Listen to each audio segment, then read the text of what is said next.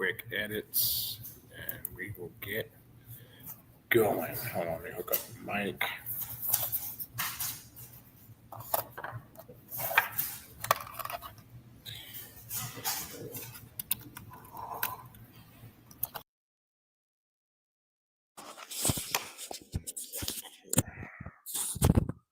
Hold on one sec.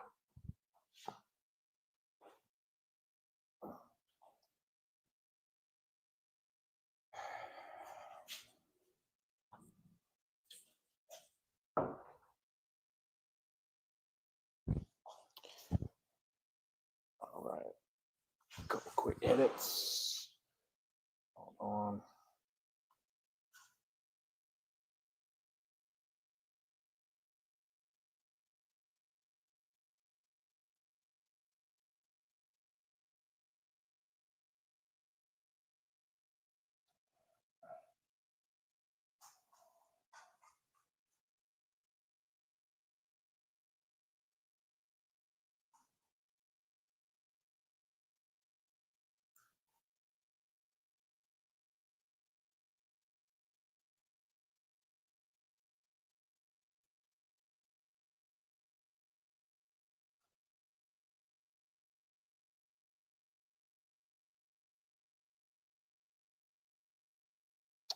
All right.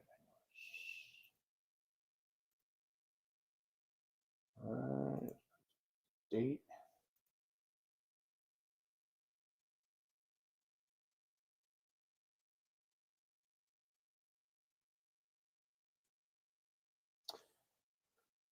All right, I think we are good. I'm gonna get Taja, brother Taja up in here. All right, let me get Taja up in here real quick.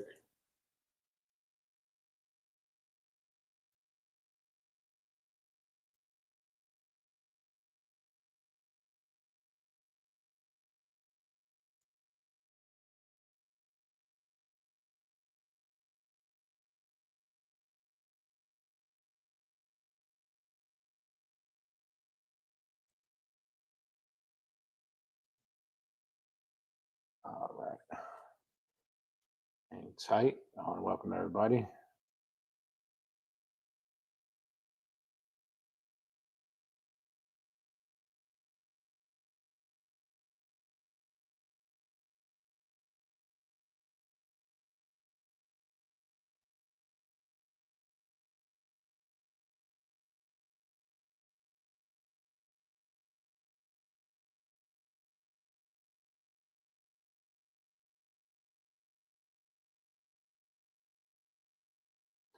All right.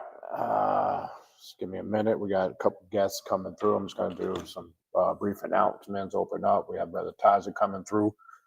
Possibly this one. This one had something personal came up last minute, so he may not be able to make it. If he does, we'll bring him in. So it's been a minute since we've done this show. In probably about 8-9 months. I know we're not as consistent with it as we would like to be, so we're trying to fix that. Usually, it's just time and schedules, and it's just crazy.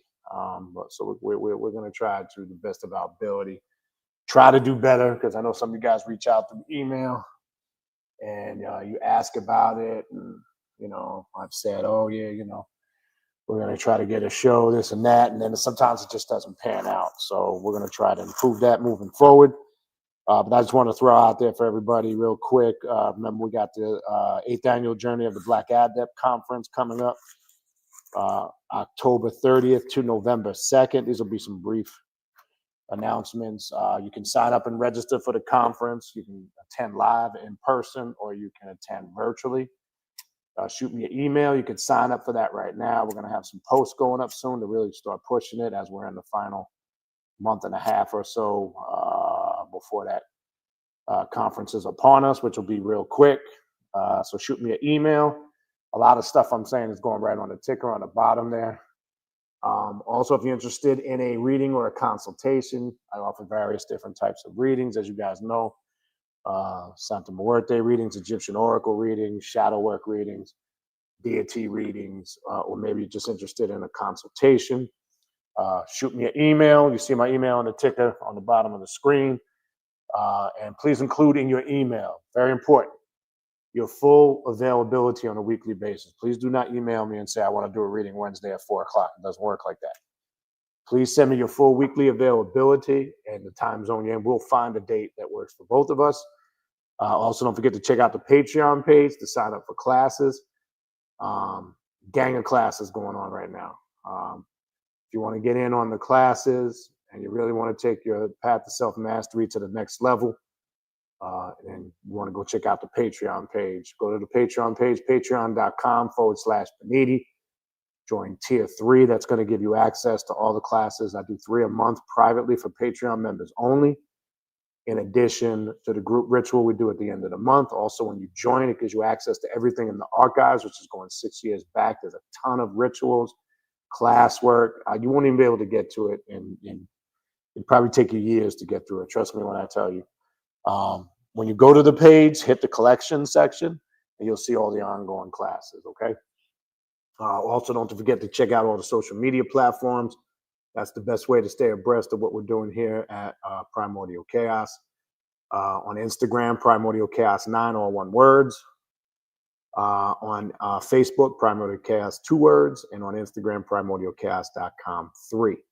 Go to those platforms. Please subscribe to them, and that'll keep you up to date on what we're doing here. All right. Don't forget to check out the Primordial Chaos podcast, available on Spotify, all major podcast platforms. The direct link to the podcast, you'll see that in the description box of this video. And don't forget to hit the like buttons. Make sure you hit the like button, subscribe to the channel. When you subscribe to the channel, click that notification bell to drop down. Click subscribe to all notifications so you get notified, hopefully, when we go live, do videos, and when I post a new recorded video. All right. And again, all the links for the Patreon page, my contact email address, the social media pages, all those links are in the description box of this video that you're watching right now. All right. So I want to welcome everybody to episode 5 of the Hip Hop Occult Show.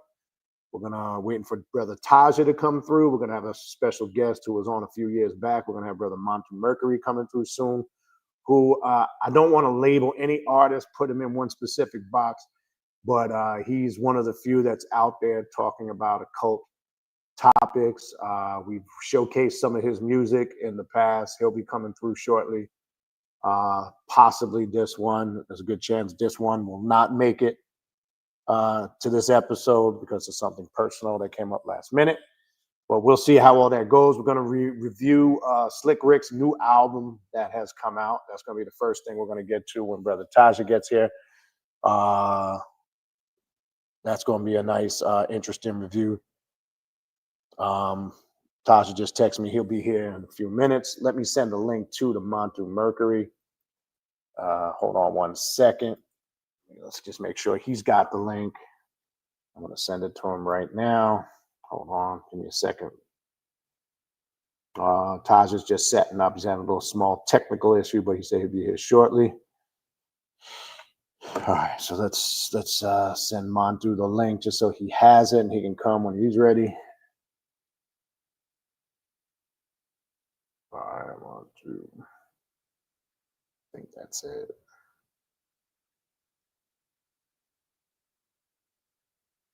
All right. All right, just sent the link to Montu Mercury, so hopefully he sees that soon. So we'll wait for the brothers to get in. A lot of things obviously transpiring with music, good and bad, right? As you know,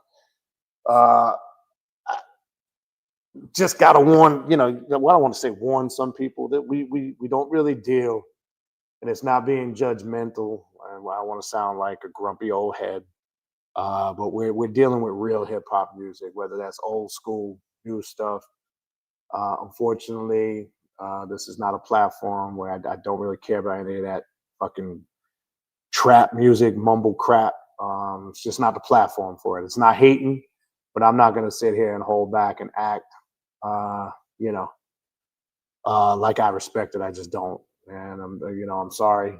I look, I respect the hustle. You can make your money, but from an artist standpoint, from a creative standpoint, from a production standpoint, the shit is garbage. All right, I'm not gonna even sugarcoat it.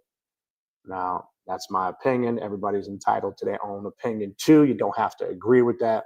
But I think most people that have watched these shows and attended these shows, I think they understand that, right? So, also, I want to put out there. I know I've said if you're an artist and you're making new music, it doesn't quote unquote have to be hardcore occult music.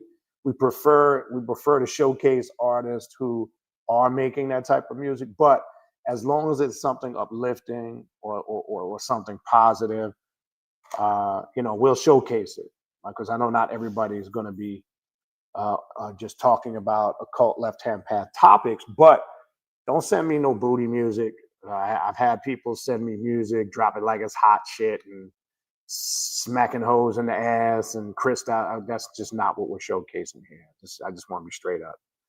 That's not what this is not the platform for that. We're trying to promote real music. We're trying to promote it more from a cultural and an intellectual perspective. That's why this is the platform for that. All right. So if you are an aspiring artist or you're making music that you feel fits that description, send it to us, and we definitely would like to get you on. Like I said, our brother Montu Mercury, who was here a few years back, will be coming through shortly. He fits that category perfectly, puts out very creative hip hop music. There's skills behind it, there's rhyme flow, there's production, there's creativity. That's what we're looking for, right? And if you fit that, if you're in that box, then yeah, it doesn't. You don't have to be, rapping about the clip path or I mean, if we have some artists that's what they do because we don't have really anybody showcasing, this information. All right. But anyway, as we wait for them, let's go to the chat, greet some people, see what you guys are talking about in the chat. This is more like a fun show. It's not like a regular show I do. I ain't gonna be all serious going on. Well, sometimes I will. All right. So shout out Ultra Instinct, Ritual Flip, Infernal Blessings, to Stone University City. Peace to you. Right back to you guys there in Minnesota. Wrath 636. Peace and Infernal Blessings. Sophia Sulfur, Channel 22. Greetings, family. Sulfur said, I'm checking on a tarot reading quick. I'll be right back. Okay, cool. No worries. Ultra Instinct. Slick Rick, man. Yeah, that's gonna be our album review, brother Ultra Instinct. I'm not gonna comment on it. I'm gonna wait for Taja to get here. We're gonna review that. I would highly encourage. Well, that's the thing now with music, right? I've got my brother Montu here. Let me bring him in. Brother Montu, can you hear me, brother? Yes, sir. Can you hear me? I can hear you, man. Been a minute. How you been? How about yourself, man? Everything is good. I'm just waiting for brother Taja to come through. So, I mean, feel free to inject in the discussion. And then obviously I want to bring you in and see what you've been up to. I want to talk to you about that, what new music you got out. And obviously, update everybody on your platforms where they can find your music. I know you got different platforms. But while we're waiting for brother Taja, why don't you go ahead and introduce yourself? I was telling people before you came in that you were on the show a couple years back. But why don't you go ahead and introduce yourself to everybody? Okay. All right. Well, peace, everybody. My name is Montu Mercury. You can find me on all platforms that music is available. My most active social media account is Instagram, but I'm on YouTube as well, and X and TikTok. I've been doing music for about 20 years now. I would say more occult and spiritual for the past 9, almost 10 years. Um, I've got plenty of music. I've had more music, but I've been dealing with these issues with Spotify. I don't know if y'all in tune on what's going on with them, but No. the last time I was on the show was when You guys heard The Realm of Merc, which was my last album, I which remember that. is currently not on Spotify or any streaming platforms because they hated on me. The gatekeepers got it flagged when I was about to Wow. break 1 million streams on it after Wow. 5 years. Because I originally put that out in 2020, and the I remember beginning that. of this year, they flagged it right when I got over 900,000. So I've been working hard promoting it for Awesome. years, That's awesome. organically, and they flagged it for some. They said fake playlisting, which is bullshit because you know that anybody can add your song and put it on playlists. So how can you control that? And they said that it is fake, but we know the industry use bots to Wow. do this psyop on people's perception that they're really popping when they're not. Because we know 1 billion people ain't listening to Drake, 100%. you know. But that's Right. a whole nother discussion. No, um, we'll bring that back up, but go ahead. Okay.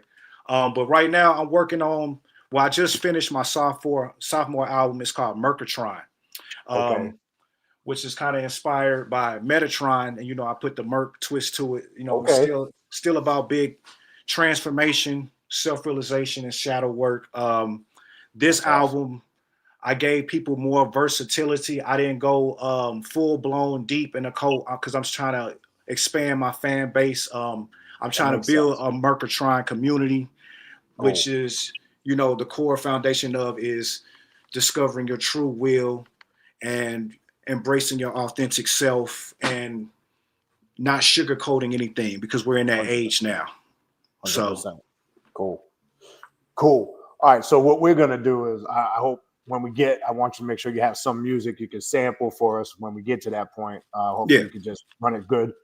And we're gonna start and go through the agenda. Stay. I want you to stay if you can for the whole thing. As soon okay, as we're done doing the album review, then I want to come to you.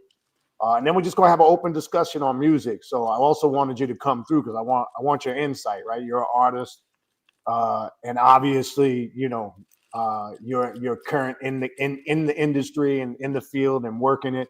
So you could obviously shed some light on it. I know Taja is too. This one, I know he couldn't, more than likely isn't going to make it through tonight. He's a producer too. I always like his insight. But let's bring in brother Taja. What's going on, man? What's good? What's good? Everything is good, man. I know you got in. I know you had little minor issues. Everything straight. Yeah, everything's good. What's up, Montu? How you, man? I'm good. How about you, brother? I'm Nice to good, meet bro. you. Good to see you again. Yeah. Yeah. So I sent this the link, so he should be jumping on in a minute. Oh, cool, good. I definitely good to have. So we got we got producers, we got artists. I myself, though I'm not active in music no more. I obviously back in the day, I'm a little bit probably outdated. I was doing music when we had M1 Korgs and 24 tracks, and so I'm a little behind in the times. I'm struggling with my MPK Mini Akai. I'm trying to get help on that shit because I just like to fuck around and have fun with it now. But anyway, so what I would like to start with, like we do our album review, and also we'll get Montu's feedback if he has heard the new Slick Rick album. So let's review that. I know I'll first give you my feedback on it. I only have one gripe with the album. Now, outside of like 2 or 3 tracks, like there's like a hip house track on there, not really feeling that. But I know there's some fillers on there. But the album is, I love the album. I love the production. I love how he was able to capture that authentic Slick Rick sound, but also he has a modern feel to the album. And with a lot of old school artists, that's, in my opinion, that's sometimes where they struggle. They either sound too much like they back in the day, or they're trying to adjust and sound like the artists of today, and then they lose their authenticity.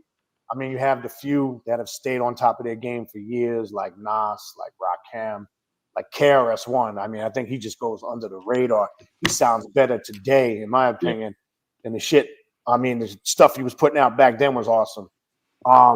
My only gripe with the Slick Rick album, especially like I was mentioning to Taja, a couple of tracks, the Landlord track, the track he did with Nas, the album is way too short.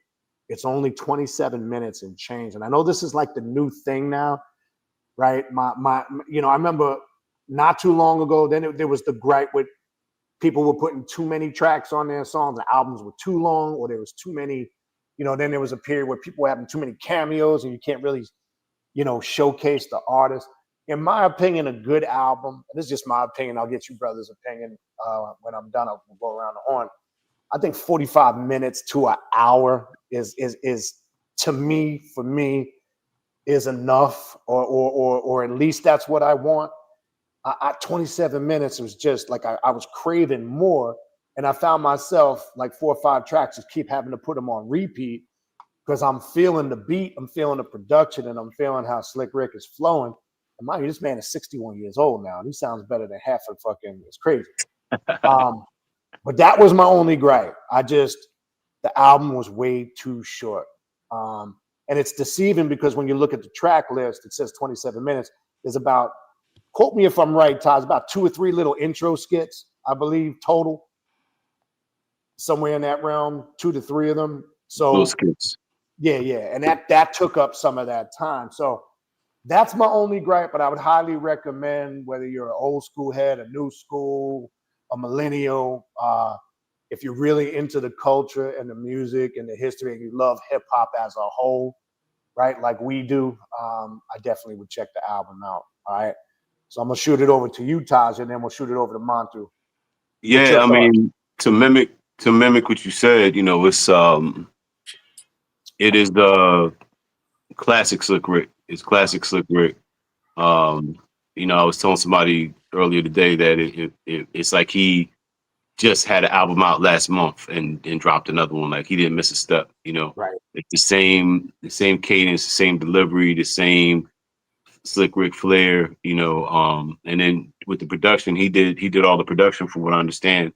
It's classic, what you expect to hear from Slick Rick. I agree with you that it's definitely way too short. If you are a fan, if you know about Slick Rick, you want to hear more of that, especially after that long period of him being away. Right. But I think my favorite tracks, Stress,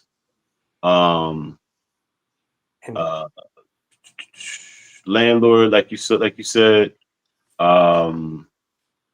Documents Documents was the one with Nas. Matrix, Foreign. I mean, it's a lot of like serious stuff on this album. But yeah, I think just keeping in. The only thing I can say is he was trying to keep in line with the trend today is to make shorter songs because people have shorter attention spans. And even to like a couple of days ago, I was listening to a playlist that just happened to pop up with some old school I was listening to. I just let it play, and it just started giving me like all these old school songs from like the 80s and 90s, and especially the late 70s and 80s was like, the standard was 5-minute songs, in some cases 6-minute songs. Correct. And I'm finding myself listening to it like, damn, this shit just goes on forever, but in that time period you didn't think about it, and I think that's what the kids today, they don't know what they're missing, you know what I mean? But keep in mind, Tasha, back then they was putting about 9 to 12 tracks on an album, though. True. There wasn't a lot of tracks. But go ahead. Good point. Yeah, good point. And so now I just think that it's I guess keeping with the time, but like what you said, B, it's for me the thing that I loved about hip hop was the albums were an experience. So if it's 45 minutes to an hour long and it's a good artist, you're engaged for that long. You know what I'm saying? And you go back and then listen to those songs over again. Rock the tape till my tape pop type of thing. You know what I mean? You just let it play and you absorbing everything that's going on. And like I said, you want an experience. No matter what art you're talking about. It wasn't easy hitting that rewind button back then when you wanted to rehear a track. Yeah, because you had to wait a good 7-8 minutes for the tape to rewind. Yeah, for sure. Something you said though with Slick Rick, there is a lot more consciousness in this album than he's ever did on any album. And I'm glad you bring that up. I didn't bring that up. But it's not to the point where it's taken away, from his authenticity and who he is. But he's dropping some jewels on there if you're listening. If you're really paying attention, especially in the skits, but even in the music, I noticed I've never seen in any of his albums in the past, he never really got into like spirituality or consciousness. He does it in a very smooth way on this album. Not where he's smothering you with it, but he just has this way of cramming some jewels in there. So I'm glad you pointed that out. Yeah, he definitely did. And like you said, about, just the title's landlord, older perspective on things, real life situations still, but an older perspective on things, and like one of the club songs he's looking back at how he was in the club, and he had to go to work the next day, and he's in the club and they telling him to leave, and he's just still there, or he's telling himself to leave and he's still there, you know what I mean? And yeah, but it's consciousness, it's real life situations which you would expect from him, but that same structure, the same roots of the Slick Rick didn't go anywhere. You know what I mean? Correct. Yeah, and again, he's 61 years old. Don't forget that. Right. Brother Montu, have you heard the album or your thoughts? I'm gonna be honest, I haven't heard the album yet, but based Okay. upon what y'all saying, I'm definitely gonna go check it out because Okay. I am a fan of Slick Rick. He's the reason why we shining like kings with the jewelry, and He he's a talked great about that. and we great. He's a great storyteller. I believe he's a pioneer for that. Yeah, he's got a skit on there called "I Did That," and he talks about how he set the tone for storytelling. The truck jewelry, like we used to call it back in the day, truck jewelry. He said, I was the first one to wear the yellow gold, the rose gold, the big pieces. Yeah. He was well, I know there's probably somebody come on. Well, he wasn't the first. So let me reiterate, he was the one that made that very popular. Okay. So I would definitely Gotcha. say he's the first truck. We used to call it truck jewelry. Truck jewelry, Right? yeah. Yeah. So he was probably the one. Rakim wore some big pieces back in the day. Oh, yeah. Kane wore some big pieces. But I think Slick Rick, when The Great Adventures of Slick Rick came out, you got to remember that came out in 85. And he was wearing that truck jewelry then. Then I remember maybe a year or two after that, as you got into the late 80s, then you saw rappers like Kane, Rakim. You saw all these guys, a lot of them started wearing big, the big jewels. But he's got a skit on there called "I Did That," how he set trends in fashion, storytelling, wearing jewelry. And yeah, you got to give him his props. Even he turned an injury of having an issue with his eye. Like he said, I fashionized, wearing an eye patch. I made that a fashion, right? And Right. that was his trademark. That's what Yeah. you knew him for, right? Like people Yeah. didn't understand. He took I don't want to say an ailment, but an injury, a permanent life injury, and he made it a trend. Yeah. You know what I'm saying? So Yeah, as far as truck jewelry goes, I think nobody did it like Slick Rick. Nobody did it like Slick. Nah. You wonder how he walked with all that jewelry on. I used to look at it like, how the fuck are you wearing all that shit? Your neck, his neck got to have a strain on it or something. You just stand up straight. Exactly. Yeah. I mean, those pieces, and then, like you say, they weren't like, even the medallions, they weren't like small joints. I mean, them things were like life size almost. And he just had some unique pieces. And one thing he pointed out on that skit, people didn't really pay close attention to the pieces, right? He pointed out the pieces had significance to him. I know sometimes, you just look, you get mesmerized by the size and what he's wearing. You don't really pay attention. See, that was the other thing back then. Like now, I think it's so fucking redundant where you see these dudes wearing these ridiculous Jesus pieces. They're fucking ridiculous. Right. And it's just I always wonder why Nas did that. Me too. It's funny you bring that up. Me too. Look like Taja. He'll probably come back in. Okay. He dropped. Yeah, I've said that to myself a bunch of times, Montu. Look, I don't like to make it a race thing, but let's be fact. I can't understand why you would be black or Latino. I mean, I do, but I'm saying, especially somebody like Nas, when you're supposed to be conscious, right? Or have some level of knowledge and awareness. Why are you wearing that old hippie image of Jesus, a big ass one hanging around your neck? I just don't get it. Exactly. I never got it because Illmatic, he told you he was peace guy. I saw you hurt. Oh, yeah. You know what I mean? And then you coming out like, what you doing here? I just think they get caught up in the mainstream bullshit too. Yeah. Because the reason why now some people might, hear what we're talking about and go, I don't get it. What's the big deal? You got to understand the youth see stuff like that. They look up to these guys. Now, I always said athletes, entertainers, musicians, right? You guys are role models, whether you want to be or not. And it's funny how I hear some people say, well, you know, I'm not responsible for what the kids did. I didn't ask to be a role model, but you don't really have a choice. They do Right. look up to you guys. They do mimic and they copy when they see what you do. They see what you do in their music. And that could be a good or a bad thing. But my thing is, knowing Nas's background with the 5% Nation, with the Yep. Ansarula Law community, even with the Nuwapian movement through Dr. York, he even mentions on some of his tracks in the 90s some of that information. Like, why are you wearing this big ass, you know, Jesus piece? That's because it's become a trendy thing. And I think that's part of when we deal with the occult side of hip hop. I think that's the problem. There's still that indoctrination there on a subconscious level. There's some of these dudes, you know, they still haven't gotten by. I'm gonna wait when Taja comes back in. Once he comes back in, then we'll go to you and we'll, you know, we'll showcase the music or I'll double check on him with Dis One. I'd like Dis One to be here for that because hearing it from a producer perspective too. And I know you do both. You produce and you write music. Taja does, and I did at one point, but I'm not up on the latest technology, so I'm not going to front like I am. But yeah, there's a lot of things you scratch your head. I mean, it's crazy now. I don't know if you've seen this trend in Atlanta. It's fucking bugged out where dudes are like wearing dresses, and it's like, Oh yeah, what is that shit?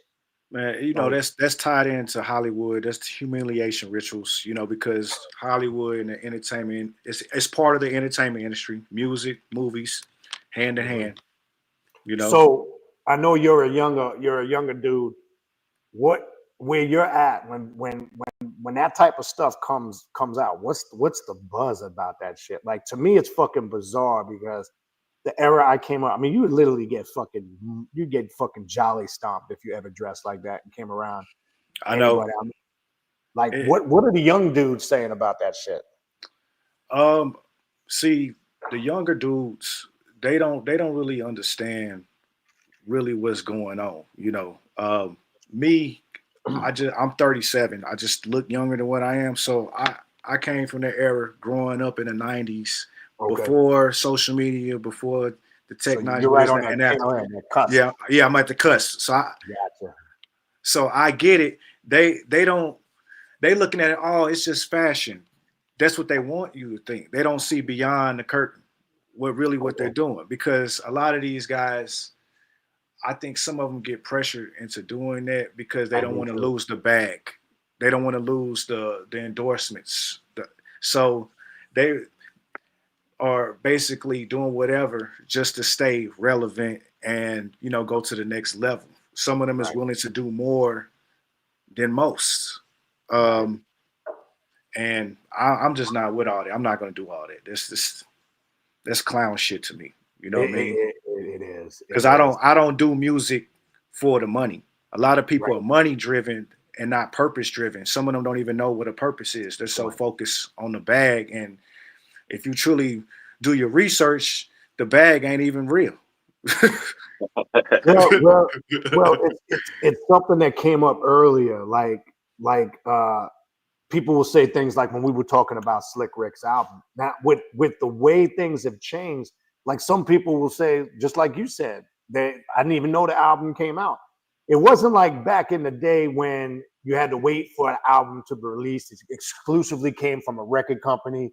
You know, you had to wait for the announcement. You had to go down to the record store and get it, Hmm. right? Where it was so controlled. But now with all, with YouTube, the internet, and all this independent channels that everybody has, there's artists that put out music like, for an example, Taj, like I didn't even know Tough Crew came out with a new album last Yeah. year. Remember we were Mhm. talking about that? Yeah. Yeah. So it's just like with all these avenues now, and it's good, like you said, Montu, for somebody that really has a purpose. That's the upside. The Yeah, downside, though, is now motherfuckers, they get a YouTube channel, 100,000 hits. They think they're a fucking, celebrity and a star. yeah, because the You know, Yeah. egos, yeah, with Yeah. ego. You know what I Yeah. mean? egos is what's killing the game right now. Big time. Definitely. Big Egos, time. And man. and and it's saturated, right? Not Yeah. many stand out from others. Like more so, not obviously what you do, Monto. You do because you're creating content that not many people are creating. So yours is unique. Yeah. But this whole trap industry and mumble rap and sing along ABC 1, 2, 3 shit, and everybody wants to be Drake, and this shit is so saturated. Yeah. And it's just, and auto tune has killed the fucking game. Anybody can just fucking whine over a song and you auto tune it, and now you got a fucking hit record. And now it's going AI. I don't know Yes. if you in tune what's happening yes. with that right now, but now you don't Yes. even need talent. No, You could just have AI make you something, and it's I've heard it. Some of this stuff sounds phenomenal, but I have to. it can't compete with someone who has soul, someone that's 100%. tapped in. So You I'm know- not worried about the AI. I'm gonna use it for content as an assistant, as a Yes. tool, but I'm not gonna let it control me, because these young cats now, they can't even write their own raps. They're letting Chat 100%. GPT write their raps. That's I'm sad. like, what? That's sad. I just experiment with. I could never use it. It ain't gonna think what I think. I'm like, nah, I can't. No. I can't. No. No, you said something that was important. You use AI as a tool. I got something even more bizarre for you, just a sidebar. I got motherfuckers reaching out to me talking about demons is talking to them through AI. That's how crazy shit is getting. Yeah. No, I'm serious. Hey, yo, B, real quick. Yeah. There's I try to send him the link, but he's not getting it. Can you try to send it from your end? Yeah. Oh, you got his email? Yeah. This Yeah, one when he record. comes in, then I want to do. I want Monty to share some of his music. Hold on, let me pull him up. What's his email? Or you This wanna- one recording. Hold on one sec. Screen's coming up. Give me 1 sec. No problem. All right, this one, no capitals or nothing, right? No capitals, right, Tazer? Oh, I got it. I got it. It popped up. This one recording at gmail.com. Right. Yeah, I just sent it to him. Okay, cool. Yeah, we'll wait for him to come in. But Monto, I'm glad you're bringing the AI thing up, because on the occult side of things, in addition to the music, I've been telling people, be careful, because that's a trap. Two, when you're using it as a helpful tool. Now, I've been trying to explain to people, when you program your profile on AI, make sure you instill it in everything that you're about. Yes. To the best of your ability. Yes. But like you said, it can't replace your creativity. Right. And I think that's where people get lost. I look at AI, to me, it's like, I'm sorry, like electric cars. Electric cars ain't got no soul. I'm sorry. I can't do it, man. Them There's Teslas, nothing like- man. I'm gonna be honest with you. It's not like No driving. gas. No Yeah. gas. Electric cars ain't got no soul. It's like, I don't know what it is. Like when It's harmful too, man. The radiation, those batteries, man, they can I manipulate just your dread. meridians and your chakras. People don't. Oh, If you ain't tapped in, you don't feel it. But you can Right. feel it because the battery is under the seat. You Right. know what I mean? Because I rented one just to try it out, and it gave me a headache. I was like, "Whoa, what's going on?" And I Right. realized it's a huge cell phone battery in Right. the car. If you ain't got the orgone or nothing to kind of balance it out, those frequencies, that's a good Yeah. point, because remember, when radiation is ionized, it can start to create damage to the Yes. cellular level into your body. yes, So it's like sitting on top of a fucking high-powered microwave. yeah, I mean, that's crazy. Yeah. Definitely. It's nuts. And to what you said, Matu, like, it's to the point it's ridiculous. Like, anybody can make a whole song, beats, lyrics, and if you got enough money, you could put Tupac on the song with you or Snoop Dogg. You know what I mean? It's crazy. And y'all heard about that deal that just happened? No. They just signed an AI artist for $50 million. That's nuts. What? So you know that's an agenda. Yes. That's crazy. Big They time. gonna agenda. have AI artists charting soon. Watch. That's It's fucking already nuts. happening overseas. That's nuts. Well, Yeah, I that's mean, crazy.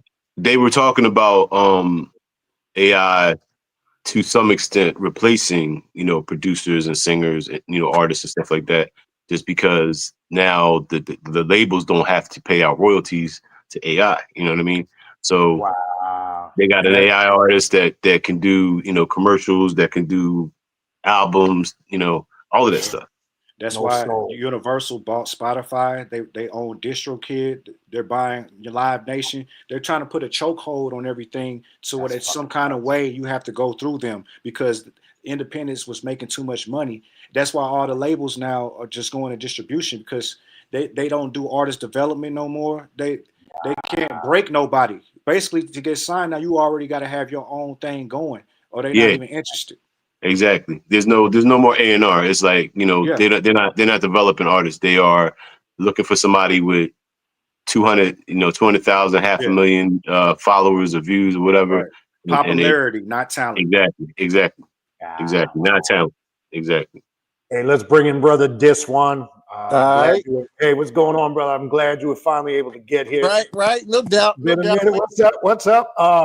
So I know you came in on the middle, and I know you're a producer. You've been in this game for a long time too. Obviously, if you caught the tail end of the convo at the moment right now, we're talking about the influence of AI on production, music, and artists. What are you seeing on your end over there in Philly? Well, even softwares like Logic right now is incorporating things like Chat GPT in the software. So what's happening now is as a singer, for instance, if they run out of words, Chat GPT pops up in the corner. They type in what song they're doing and they finish the verse for them. Fuck. Well, not only that, but it also has it now where you type in the key of the chord that you're playing, and you tell it to find what instrument will match. Well, yeah, it's the same bullshit as when you look at these young so-called DJs. If you're aware of co-producer, the software co-producer now has a thing where it's you start your song, you know what I mean, you play the music in the co-producer or you link them to it, and it literally finds your bass line, your chorus, and even the thing called Co-DJ. Now with Co-DJ, which is the AI software, you send your whole playlist into it. It categorizes your playlist if you're doing a party as far as the tempo, the key of the song, and how from the beginning of the party to the end of the party, it'll just do the whole fucking party for you. You don't even have to move the fan. That is sick. Yeah, it's sad. You know what I mean? That's the lack of the intelligence that the direction that everything is going to. Like the commercial today that said you know what, Skechers got a pair of sneaks where if you don't want to lean over and pull your sneak on, you slide your foot in. I saw that. You know what I mean? It's just dumbing everything down right now. But check it out to everybody here. And I've been saying on the spiritual side of things for the last 10 or so years, it's like, if you look, there's been a reset from after the pandemic moving forward. Like, how fucking lazy are we becoming? Like, I look at something basic like the curbside service. All right, I remember at that time when the pandemic was running rampant, I get it. It served a purpose, right? It was, so-called, so to avoid people having contact. But motherfuckers have gotten so lazy. Like, I can't stand when you go into these stores and you got order your shit on the automated screen or they bring it. No, I want the authentic experience. I want to talk to a fucking human being. I want to be served the right way, and I want to speak to somebody when I order my motherfucking food, right? Yeah. And I'm just like, how lazy are we becoming as a society? Where, to me, everything that we're talking about here, that all you brothers are bringing up, it's taking away our creativity. Yeah, they're making us robots. Where literally it's getting to the point where you don't have to do anything, and yet you're going to become a zombie, literally. Couch potato zombies. Yeah, you can order everything from your phone. You ain't got to leave no more. Yeah, right. The supermarkets are empty. Right. You know what I mean? Supermarkets. Look, I don't like none of that online order. Like, my wife said, you want me to order? Nah, I'm going in there. I want to walk in there. I want to talk to somebody. Right. I want to order my motherfucking food. I want to do it. And it's right faster way. sometimes too, because delivery take an hour. I could have been in back and ate it by now. I don't do that. Man, right? I don't do that. Been back, cooked it, and ate it. Yeah. Look, you go into McDonald's and 10 people standing in line, and none of the food is for them. None, exactly. They doing online, or they doing fucking Grubhub, StubHub, Uber Eats. Yeah, have y'all walked into like a McDonald's lately? That's what I'm saying. Everything's a kiosk now. They don't even have really people at the counter anymore. That's the next thing. In Texas, they got an all AI McDonald's store. I got one even better for you. A friend of mine was recently in Vegas. They got a lot of restaurants in Vegas now where robots come to your table and take your order. Oh wow! The waiters, waitresses, whatever, the servers are actually fucking robots. Yeah, the bartenders too. The bartenders, this shit is out of fuck. We got the driverless cars out here. Yeah, all of this shit is the Matrix. We ain't got them here yet. You know what I mean? It show you. You know what I mean? Too many people plugged in. They need to be. You know what I mean? You need to disconnect because, like the Matrix show you, if you don't, then the next step right after the Matrix was what? Terminator, right? Yeah. It was all written by the same person. 100%. You know what I mean? The first part was the Matrix. The second part was, you know, what's going to happen is what now they got the computers that can pretty much think for themselves. Yeah, that's going to be the problem right there. Yeah, shout out to Sophia Stewart for that. If you heard any of her, how they flipped her shit. You know what I mean? Right. Listen, man, it's crazy. I bring artists in here sometimes, and they're just like, "Wow, like you got all this equipment. Like, what you need all this for?" And I'm like, I like to feel the keys. I like to feel the drum pads. You know what I'm saying? Right. Yeah. That's wild. Right. I mean, look, man, it's seeing all this transpire, and I've been telling people for the last several years, man, if we're losing that natural connection with humanity, period. It's like, even with the phones, I always talk about when you go out to a restaurant, like I got a rule. When I sit down with my family, ain't nobody on their motherfucking phones. Put them goddamn phones down. Right. So how many times you walk into a restaurant and I sit down and when I'm out and about, I don't care if it's the store, this, that, or the third. I'm an observer. I just like to watch people. I'm glad you brought that up. I see it too. You know what I'm saying, Montu? I like to watch people's behavior, their mannerisms. And I've sat down many times over the last few years and watched a large family sit at a table at a restaurant. As soon as they sit down, man, they're all doing this. And ain't nobody's talking to each other. Right. Nobody's talking to each other. And to me, a little incident like that speaks volumes to show you where we are at now as a society. And now as we're transitioning this, talking about it, how it's affecting music and production, like the shit you were saying, this is crazy where GP Chat will finish your vocals for you. Finish your lyrics. Fuck is that?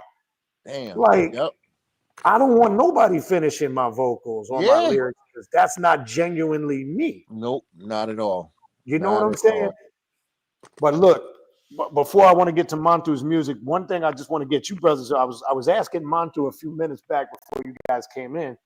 This other indoctrinated thing they got going on with these artists now promoting wearing fucking skirts. And it's become big in Atlanta and they call it the skirt swag. I'm like, how could you? And these dudes are walking around like styling and profiling like this is some genuine shit. And I'm like, man, this is some serious programming and indoctrination. Now it's out. I'm not seeing it here yet, and I'm in the Fort Lauderdale, Miami area. I just haven't seen it. I'm hearing it's big in Atlanta. I know people in Atlanta, they see it on the regular. Yeah, it's not new. You look at Young Thug and all the rest of them, they've been doing this They've been doing this for a minute. Yeah. They got Will's son doing it. Jaden, he was doing it. Look, you got the ball players, Kanye, you know what I mean? Like, bro. Listen, man, where I came up, if you ever came around the way dressed like that, you probably wouldn't make it back home. I'm just saying. And hey, like they say, look at Nas from our day and look at Little Nas from their day. You know what I mean? Look at our Nas, look at their Nas. And speaking of Little Nas, I heard he just had an episode. He had a naked walk around on the street with a safety cone on top of it. Man. I think that's a publicity stunt. There you go. Yep. It's a publicity stunt. It's a publicity stunt to draw the attention. He's not popular no more. Exactly. No. Once he did that, okie dokie, achy breaky, whatever the fuck that shit he did. And they got that was the first time. That's the first time I saw him. Right, I never heard of him before. I think he was on an award show, And they like Little Nas X. I'm like, okay, so we got a young boy trying to do the Nas thing. This nigga rides out on stage on a horse with a cowboy hat on his spurs. And I'm like, what the fuck is that? That's wild, man. Like, you can't make it up. You Man, can't make it's it up. crazy. They got a dude with a whole grown, full beard, full of their mind. He calling himself a woman and saying he got a pussy. He a rapper. It's like now people don't even know who they are. They non-binary. They he, she, they. It's all fucked up. Yeah, that shit is on your application now. Hey, they asking people that was like, what makes you be a woman? They don't even know. They couldn't even answer the question. It's Right. sad. It is sad. But see, here's the thing, and I don't want to get political, but I just want to bring this up, and I don't want to ruffle no feathers. Like obviously everybody saw what went on the last few days with Charlie Kirk. Now I'm gonna say this. I don't consider myself. I mean, politics divides people. It's the great divider. Yes. It's the great, it's creating division in this country, period. Yep. I don't know why there's this thing in politics now where you can't agree with some stuff people say and what some people don't. Like if you asked me off the record, like Baniti, when it comes to Democratic stances and Republican, there's stuff I take from both sides that I agree with, and there's stuff that I don't agree with on both sides. Exactly. But it's this thing now. Now I don't agree with everything Charlie Kirk said. Probably a lot of more stuff. I probably don't agree with most of the stuff he said. There are some stuff I did agree with what he said. But here's the thing: to show you how sick we've become as a society, regardless of whether you like them or hate them, for people to get on the internet and celebrate somebody getting capped in the neck like like we're having a party, that just goes to show you where we are at. Without a doubt. Yeah, and they was studying all them comments. That was a whole psyop, man. Right. They like, okay, it's working. It's disgusting. They think they ain't monitoring that. But I will say this: whether you liked him, and I only learned about him like in the last couple of months. I've seen him before, but then he started popping up in my YouTube feed. But one thing I would say: a lot of these people hiding behind a keyboard. At least he had the balls to go into the lion's den and make himself accessible and create dialogue for young college kids. And what it made me realize, a lot of these college kids coming up, they are dumb as fuck. No offense, but they're dumb as fuck. And they come up and they can't even hold an intellectual conversation. So what I will say is, just like you said something earlier, Montu, a lot of people don't have a purpose. Well, whether you agreed with his purpose or not, he did have a purpose.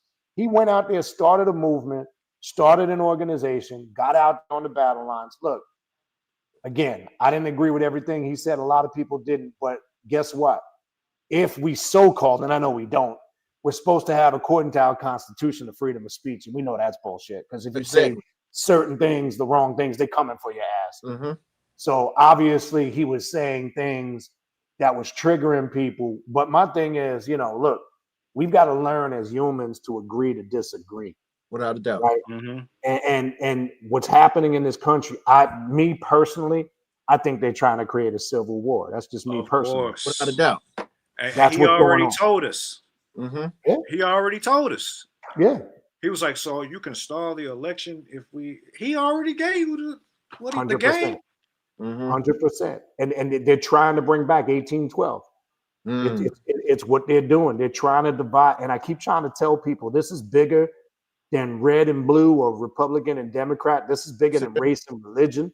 I keep mentioning the agenda and the powers that be. People always go, Benita, who are you talking about when you say the powers that be? People don't realize, just like the Queen and the King of England, the president is a figurehead. They got in office who they want. Whoever's there, including Donald Trump, no matter how much you hate that dude, he is a pawn. He is one of the main puppet. He a pawn. Exactly. Everything is ran by Rome. Right. The Vatican, Rome, the ecclesial law. They are the ones that control all that. They call these are the people that are really calling the shot. And then your wealthy families who control the natural resources, like the Rothschilds, the Rockefeller, all these wealthy families, the pure bloodline of the presidents. This is what I keep telling people. Stop getting caught up in the shit they're showing you on the news. Because Yeah. what they want to do is trigger our emotions, and then we want to react, Right. right? And we think what we're seeing on TV and what we're hearing, we're feeding into this shit like it's Yep. real. And this is why I think it's important to have artists like you, Montu, and Yeah. brothers like you that create real music, because I think we're losing the authenticity to everything, Yes. everything that's connected to us in life, in this world. It's like they're trying to disconnect us from everything that's natural to our nature, and it's fucking Exactly. insane, Exactly. bro. And they It's know insane. what time it is, man. Like right now is the perfect time for you to truly tap in. If you get Big into time. the astrology, the astronomy, all these retrogrades, Gemini and Uranus, you know what I mean? Right now, this is war. It's And spiritual They warfare. want they want to make it a physical one, but no. Oh no, the real war you already know is in here. You got to get right. You got to Exactly. shed that old self. Well, that's why Because I've always said this is an inward journey out. And yeah, most spiritual paths always are focusing on you looking as far away from yourself for the creator, as far out there. The journey is always deflected away from you. And from day one, we're always looking somewhere beyond the stars, beyond the sky, as far away from ourselves. When even in their own Bible, it says that the temple of God or heaven resides within It's man. within you. Yeah. mm-hmm. Right. Even Jesus taught that, right? He said, Even when you Jesus see me, taught you that. see God. Not that he was God the Father. No, yeah. He Exactly. was referring to Psalms 82 and Genesis 2:7. So really what we've always been an antinomian type of people, where we saw the aspect of God and the creator and everything that existed, not just in human beings, not just in some religion, but this is what I'm saying. How can we're going to all this AI shit? We're disconnected from our natural selves. Exactly. If the journey starts within, to me, I think this is the greatest tool to take you even further Yeah. away from that. You know what I'm saying? So 'Cause I crazy believe shit. that AI is a form of the unconscious mind, depending on Yes. how you use it. You know Yes. what I mean? But a lot of people, like we said, then only those who are aware would know that. Know that 100%. Yeah. So let's do this, Monto. Let's if you can, if you got some music you want to showcase, some of the new stuff you're doing, and again, for maybe people Yeah. that tuned in a little bit later, reintroduce yourself and Okay. tell people again your platforms where they could reach out to you, and then play some snippets of some music you got, and then we'll give our feedback. We'll have a discussion about it, and let's go from there. Okay. Yeah, and All if right. you could also Be right back. as you play the songs, try to go into your mindset, the message you're trying to bring forth with the music. I know you Okay. said it's not a lot of it's not as deep spiritually, but I know you as an Well, artist, you being on before, sometimes people need to hear, and this audience is a spiritual audience, but yeah, yeah, in yeah. general, just so people can follow what you're trying to put forth. You know what I mean? Right. Well, the songs I'm gonna do is actually they are, the foundation. They are spiritual. Okay. They're, you know what I mean? I'm gonna do a song I did called Retrograde. That's on all platforms right now. So the songs that I'm gonna play, actually, you can go pull it up. Okay. Let me see. How should I do this? Should I just play it in the background? Bonita, you want me to just play it in the background, or how we gonna do this? Yeah. He stepped away for a moment. So Okay. yeah. Yeah. Why don't you go ahead and play some? We'll see how it sounds. Okay. Yeah. Let's test it out. Pull it up and just let me know if y'all can hear it.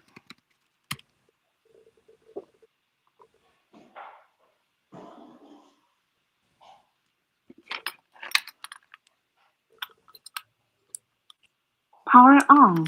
Pairing. Let's do it like this. I'll just put it on the Bluetooth speaker.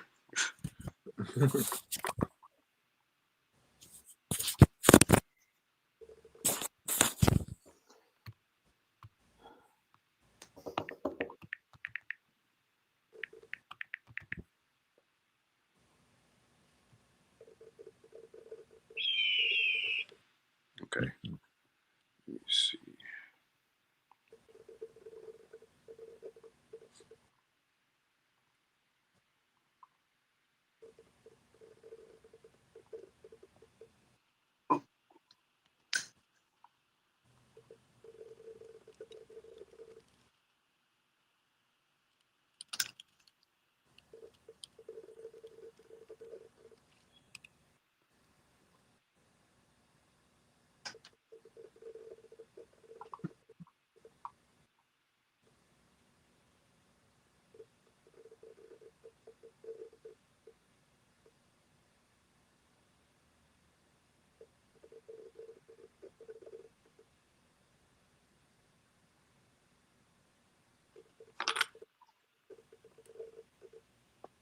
Power off. A lot of these softwares now Power have noise on. cancellation. You can't play stuff. Connected. I'm about to try it out. Let me see if y'all can hear it. Okay, can y'all hear this?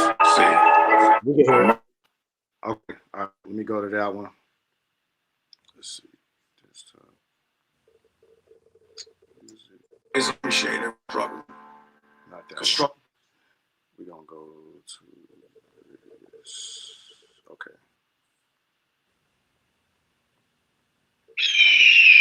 Okay, here we go. Y'all hear it?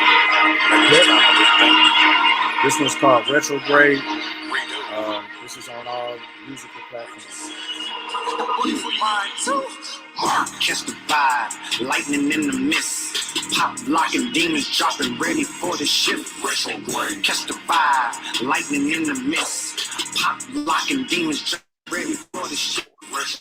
Catch the vibe, lightning in the mist. Pop, locking, demons dropping, ready for the shift. Catch the vibe, lightning in the mist. Pop, locking, demons dropping, ready for the shift.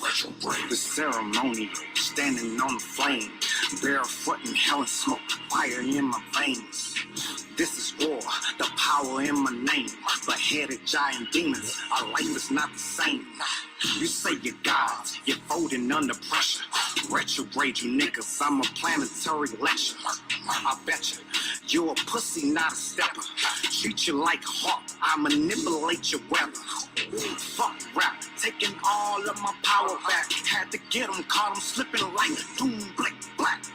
That's on you, Jack. Spiritual like house cats, creeping to the upside down like black bats. Catch the vibe, lightning in the mist. Pop, locking, demons dropping, ready for the shift. Catch the vibe, lightning in the mist. Pop, locking, demons dropping, ready for the shift. Catch the vibe, lightning in the mist. Pop, locking, demons dropping, ready for the shift. Catch the vibe, lightning in the mist. Pop, locking, demons dropping, ready for the shift. The truth hurts, gave me tougher skin. Suffered many losses, so I'm adding up my wins. No iron team, but lately high it seems. Niggas getting Ricos from the day ones, that's the thing. I trust myself for anyone else, cause anyone's an agent, man, these humans something else. Fuck the public, tap into the private. Those skeletons you hide it, Mercatrons come and find them. Spiritualists, we riding high frequency. This gon' be our ritual, we call it synchronicity. Kill a man mentality. You know mine too murky, will spit that rap duality. Catch the vibe, lightning in the mist. Pop, locking, demons dropping, ready for the shift. Catch the vibe, lightning in the mist. Pop, locking, demons dropping, ready for the shift. Catch the vibe, lightning in the mist. Pop, locking, demons dropping, ready for the shift. Catch the vibe, lightning in the mist. Pop, locking, demons dropping, ready for the shift. I mean, I can appreciate, especially the lyrics. Mm-hmm. Definitely. Okay. That's dope. I like the hook a lot. The hook is dope. Yeah, I mean the lyrics too. I like what you're saying. You know what I mean? The delivery is on point. Your concept. Yeah, your concept is definitely on point. You know, definitely. Now to me, the sound, you're able to again capture kind of not so much the commercial shit is out there. It sounds very modern, but it's obviously it's hip hop. The drum track, the production, and obviously the music. I'm big, like when I listen to music, it's just me. I have this thing, and I know it may not always apply when it comes to music. I think it's very key to instruments, the sounds, and the music. It kind of got to it's especially when you're telling a story or you're dropping information. The music and the sampling and the different sounds you're using, it's got to fit in with the lyrics. Exactly. That's just me. I know sometimes say, well, that may not always be the case. Like it's different maybe if you're just doing like a party track or something like that. That's different. But I think it's important, like for what you do and your style and what you're conveying, the sampling, the tracks, the sounds, it has to complement and blend in well with the music. But Mhm. to me, it's good stuff. Thank you, thank So you. I'll pass it over. I guess Taja, if you want to go next. Yeah. Nah. So I asked you as you play the songs to kind of explain where you're coming from. That's kind of self-explanatory. Yeah.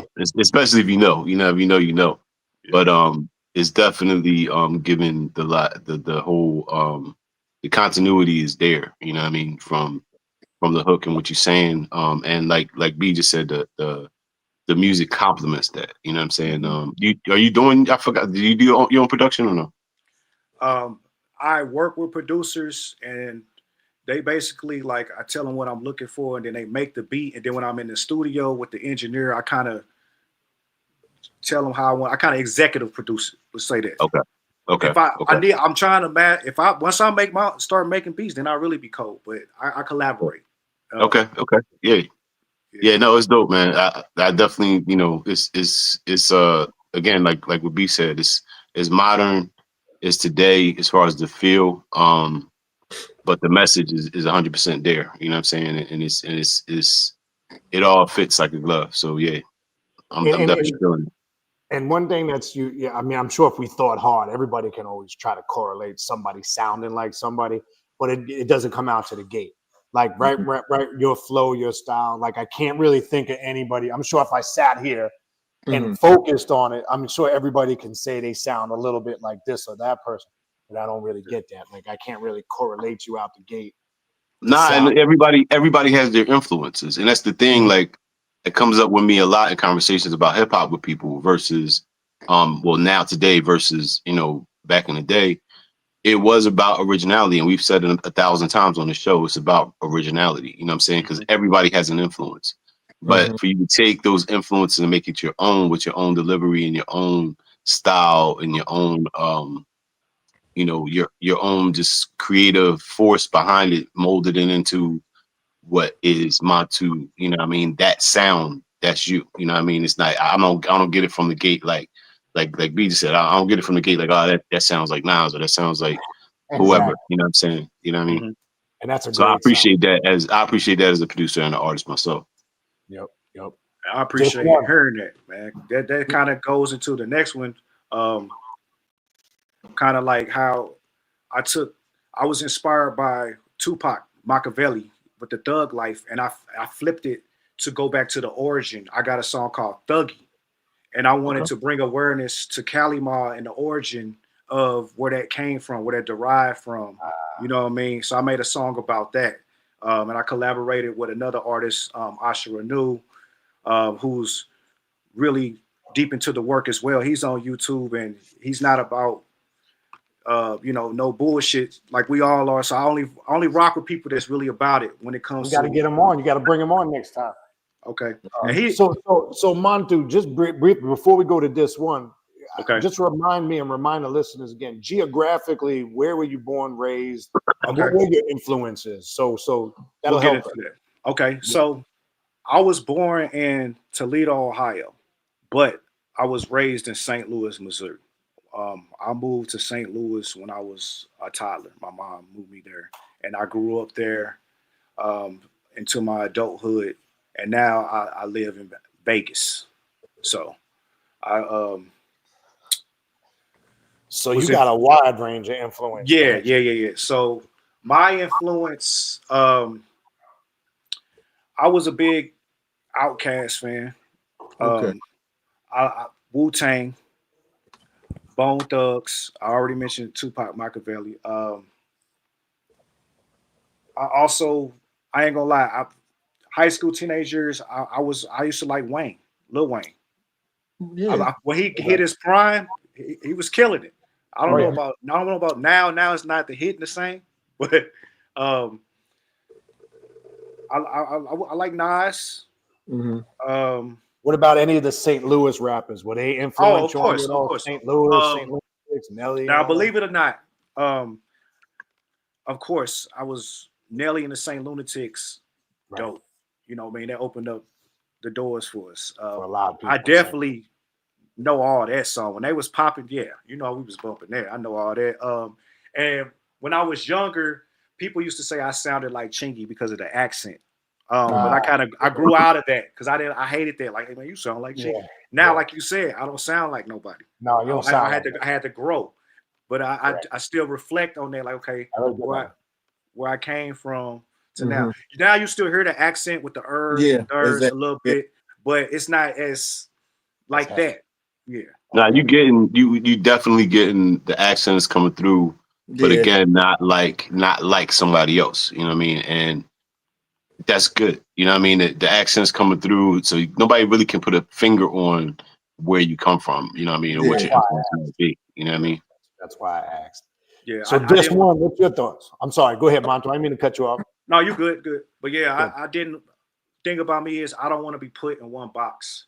So, and that's the same thing with this new album that I'm working on. I'm showing people my versatility where I have different flows. I switched the flows up, like you heard that, and then I got one where I'm more laid back.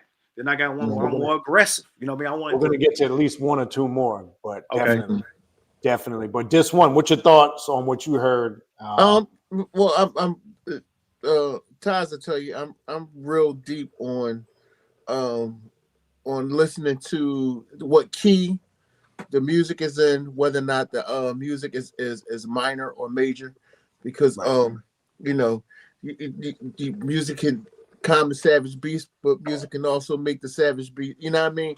It can also make the calm beast savage, right? You know what I mean? So that's all on where it goes. And right from the gate, you know, the high key is a Russian. It's a rush key that already gets you into that. Let's be alert. You know what I mean? So what having that key being played in that, you know, and almost like when you get a chance and get time, go back and listen to Public Enemy stuff. Yeah. Mark that down, because they were big on capturing you with the sound. You know, Shockley brothers did all those. Exactly. Yeah. Hank Shockley and the Bond Squad, they was real big on that. And right from the gate, I got that. You know, let's stay alert through your sound, and it was done in the major key that to sort of keep you focused. And then the whole hook was catch the vibe. So it correlated. It brought you into what you were doing. You know what I mean? And with that is that's showing right there that you obviously know what you're doing. You know what I mean? The pace of the track, you know what I mean? The trap vibe, but also to with the high key, you know what I mean, and the song being done in a major key. Yeah, it all came together. You know what I mean? That's a jewel right there. See, that's that diss one input only he can get, bro. I appreciate that, man. No doubt. Right. Good stuff. Yeah. Throw us another one, man. Let's at least go through one more. Okay. And, I'm gonna go to Thuggy. Let's at least do one more.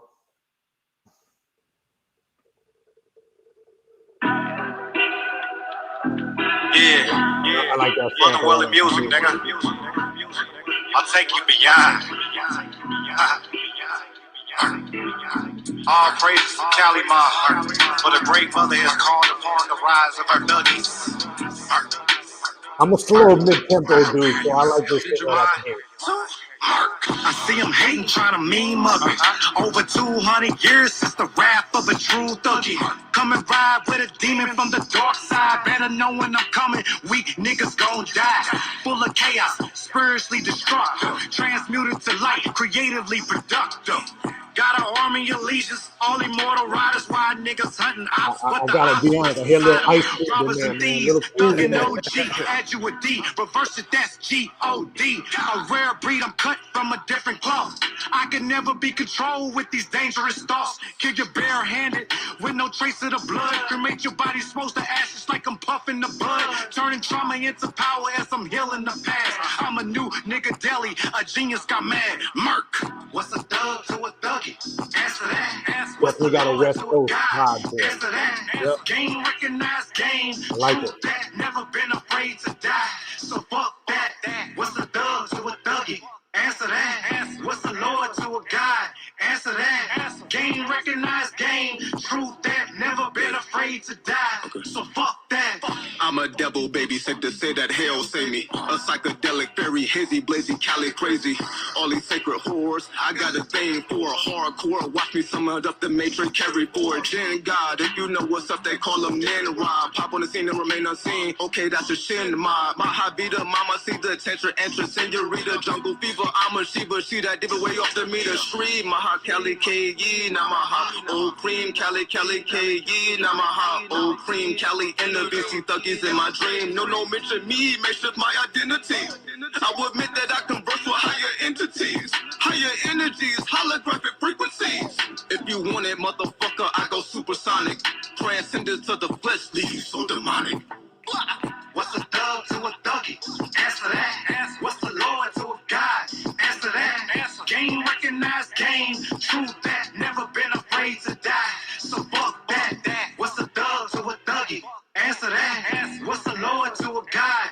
Answer that. Game recognized game. Truth that never been afraid to die. So fuck that. I dug deep, straight to the core. Shadow Machiavelli in the heart of Tupac Shakur. We embrace death.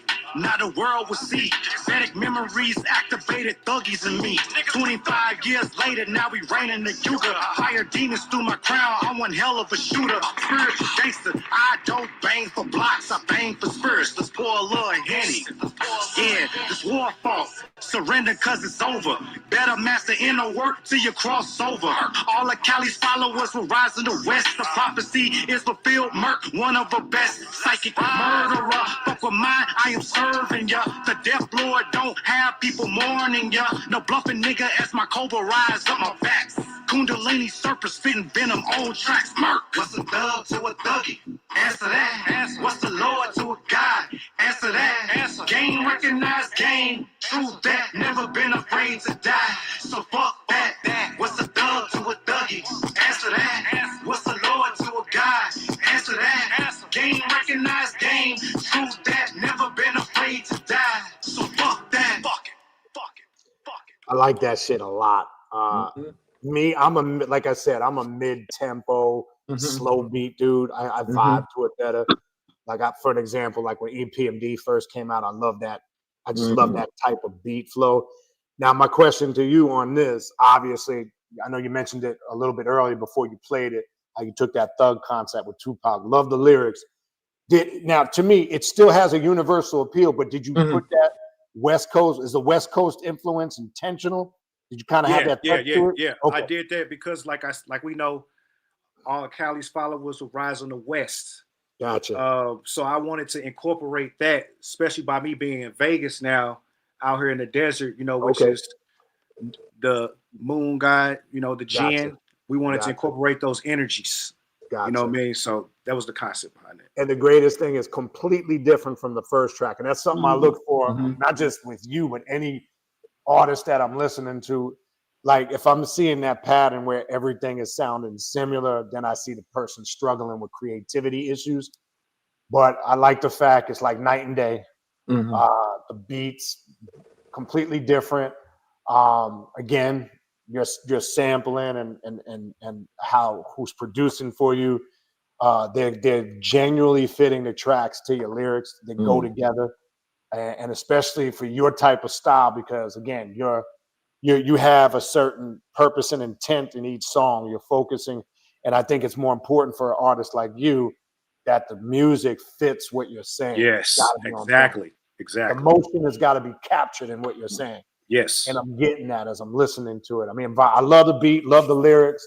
I love the concept of how you took the Tupac thing, Thug Life, and you kind of did a 360 with it, which obviously most people should know what Tupac is about. And I think you can appreciate it from a spiritual perspective. But yeah, some good stuff.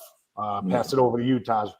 I mean, listening, getting it through my phone, I don't feel like I'm getting everything, but the beat, it just it sounds like an East Coast vibe. You know what I'm saying? Just the way it's put together, which I like.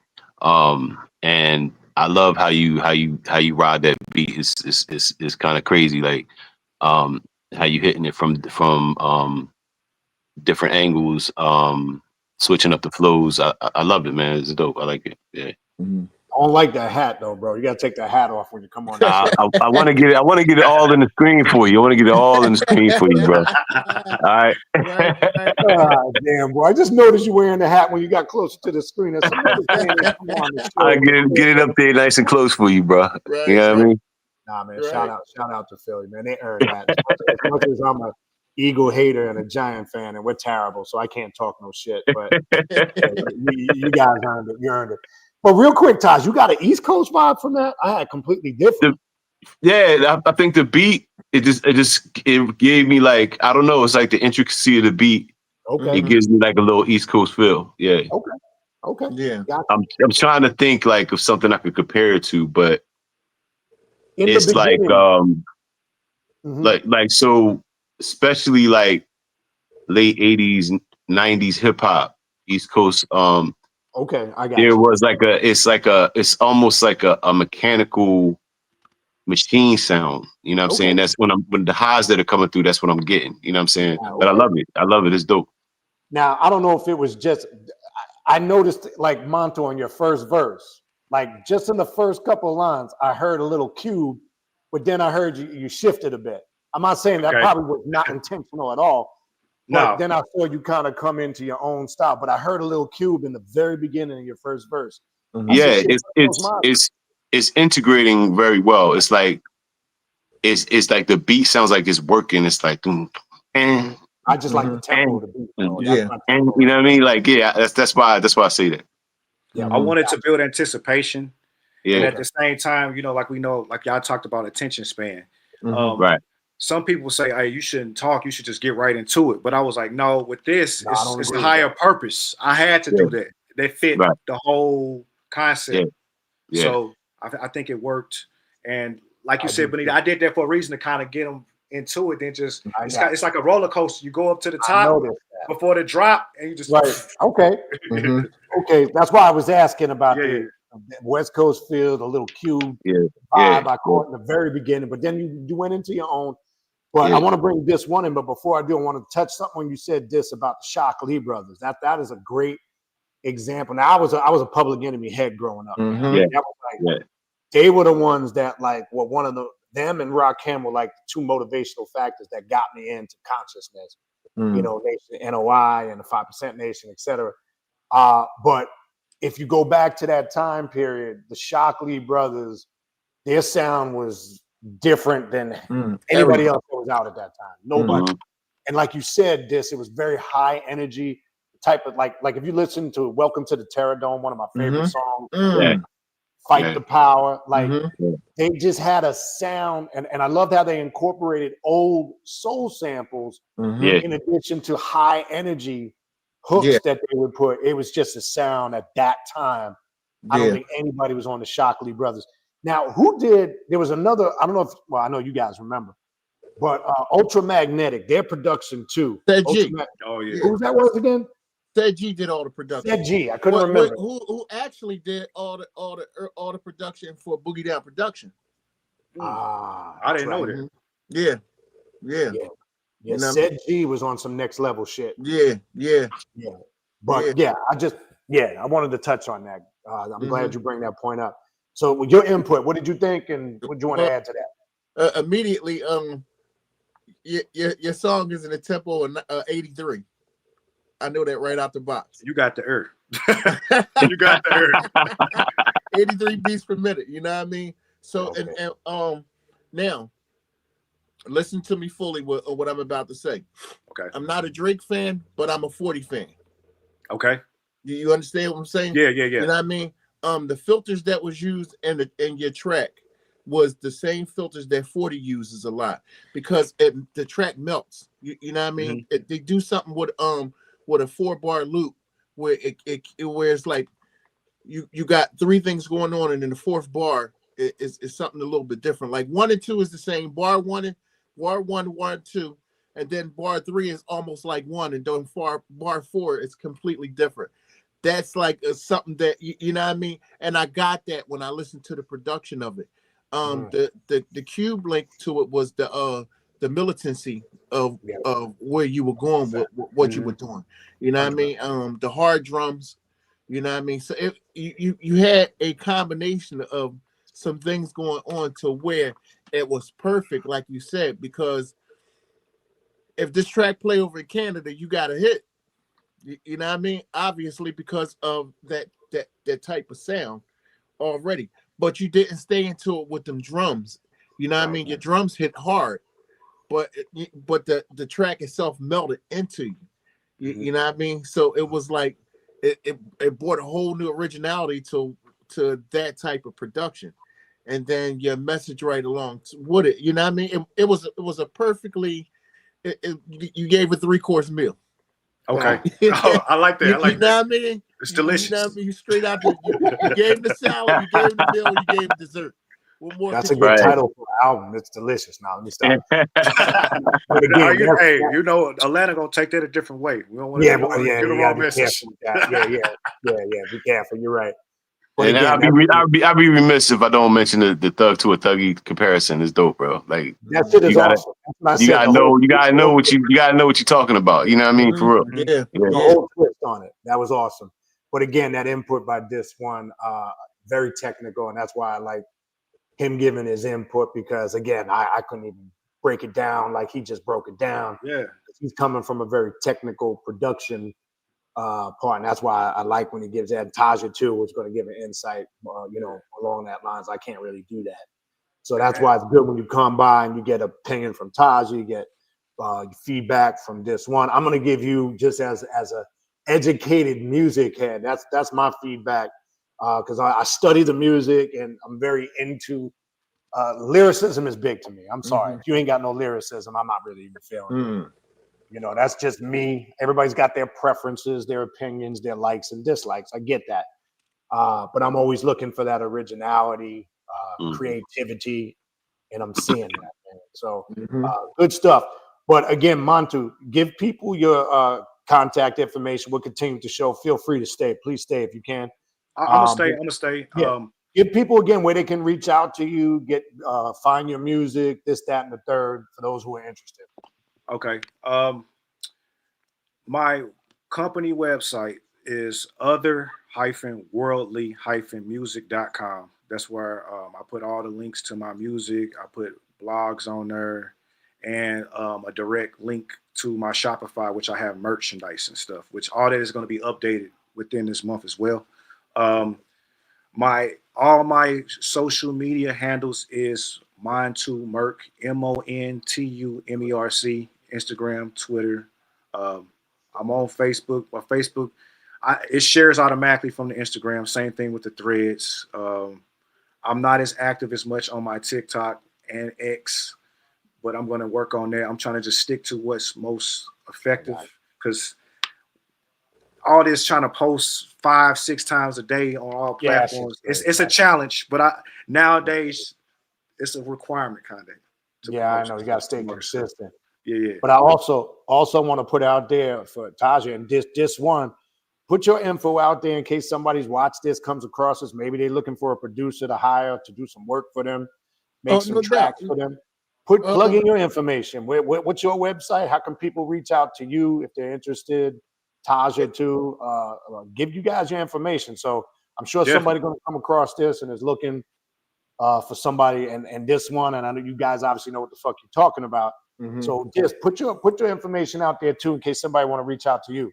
Yeah, well, even if you look under This One Recording or This One Recording Studios, just Google that. I'll pop right up. You pop right up. All right, that's easy.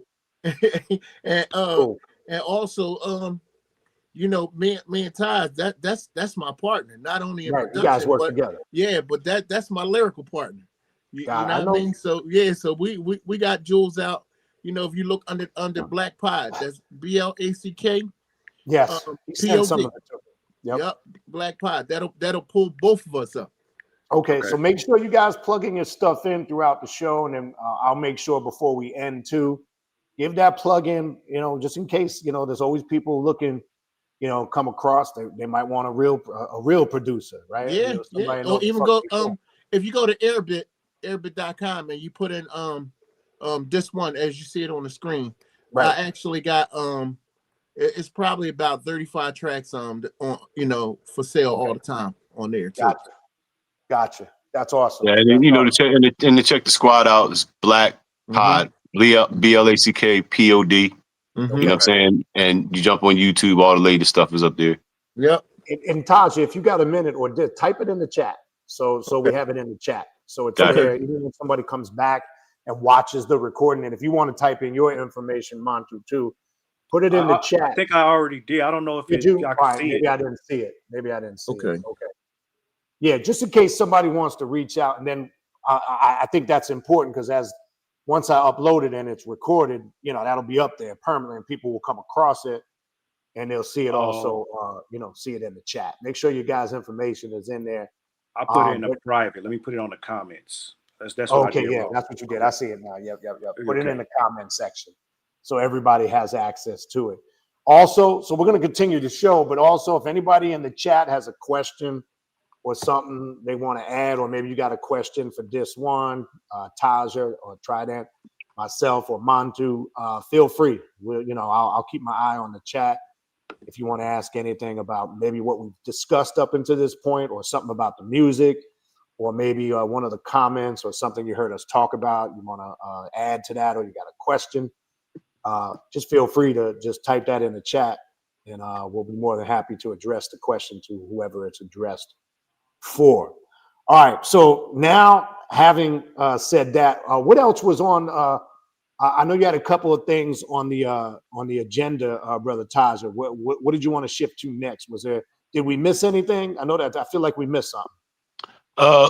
Well, we definitely one of the things that I had talked about doing the previous plan show was just touch. I mean, now we'll just be touching on Kendrick, the GX album. Kendrick is Kendrick, obviously. And I personally, I like every aspect of the album. It's exactly what I expected. It's kind of like his situation reminds me of how artists used to be back in the day, where if you had a Tupac, or you had a Public Enemy, or even Snoop or somebody like that, you were anticipating this person's album coming. You know what I mean? And what was it, a 6-year wait or something like that between albums, which is kind of ridiculous. But I think he also but he also delivered. You know what I mean? So I just as an overview of the overall album, I just think it was a masterpiece. It was what I expected. The beef is over, so to speak. But was it really ever a beef? No, exactly. Was it really ever a beef? Because going back to what we were talking about earlier with the AI writers and all of that stuff, is they just showed you the difference between the two with him and Drake. You know what I'm saying? It's like Drake is Drake is the industry standard machine built hitmaker. You know what I'm saying? But he's not a Kendrick who's in the trenches, in the lab, writing and building, you know what I'm saying, some quality shit, you know what I mean, from the heart. You know what I'm saying? And to me, that's the most important element of all of this, you know what I mean, as far as hip hop goes. Now, I would say the same thing what you're saying about Kendrick. He's on a different plateau.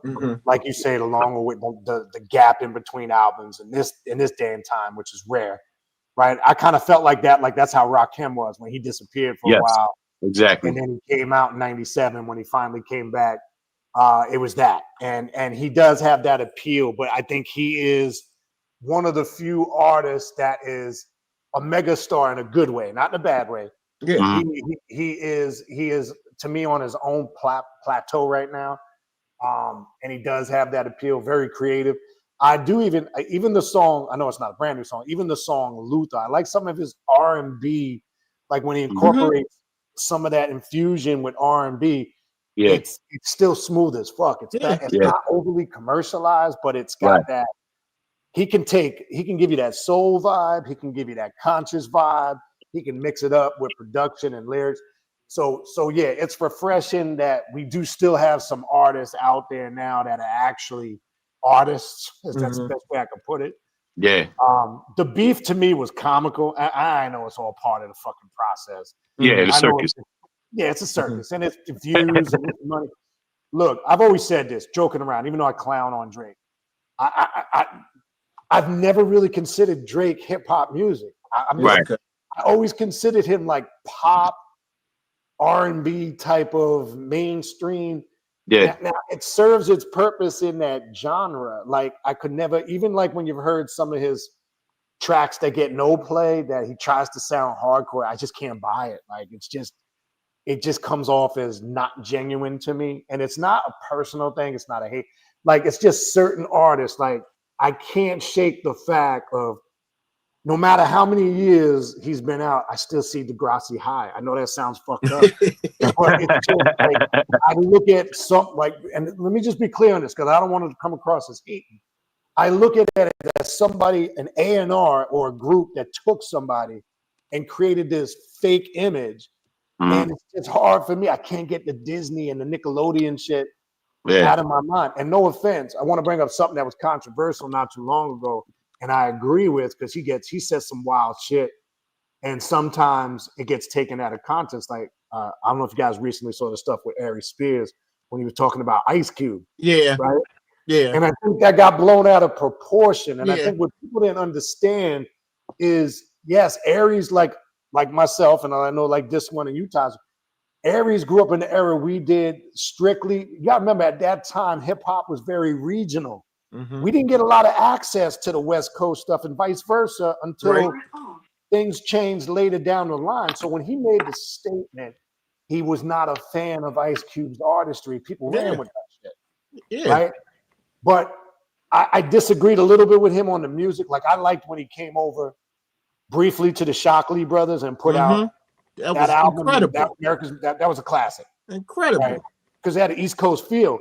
But I do agree with him 100%. I think Ice Cube is a garbage actor because I can't shake the fact every time I see Ice Cube in a movie, I'm seeing Ice Cube from NWA and I can't shake it.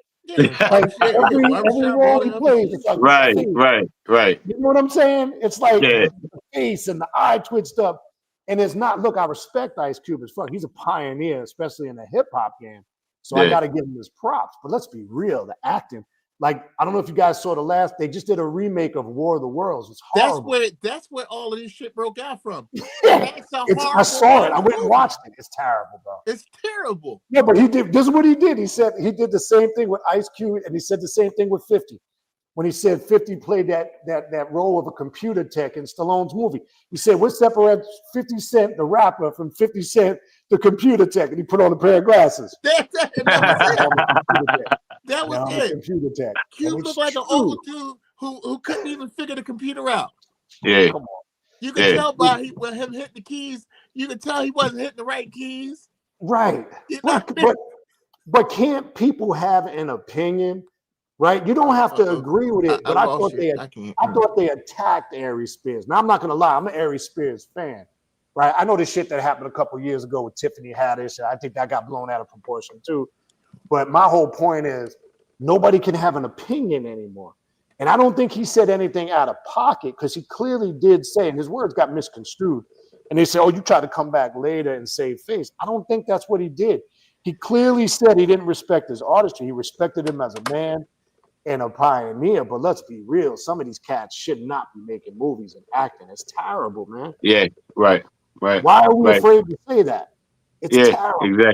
Exactly. Yeah, man. Exactly. True. I can't. Yeah. True. So I don't know you guys. I don't know you guys' thoughts on that, but I agree with everything you said about Kendrick. I think the album is dope. Something definitely long awaited, and we don't really have that. Too many artists like him now in hip hop, and to see where he came from, like I said, the beef to me was comical. It was no You can't even. It's like comparing Drake and Kendrick Lamar is like comparing, like they say, apples and oranges. You can't. Yeah, definitely. It's crazy. It's like, and to say that on that note is Jim Jones delusional, Joe? Is he delusional or what? No, you gotta. But that Jim Jones shit, you gotta remember.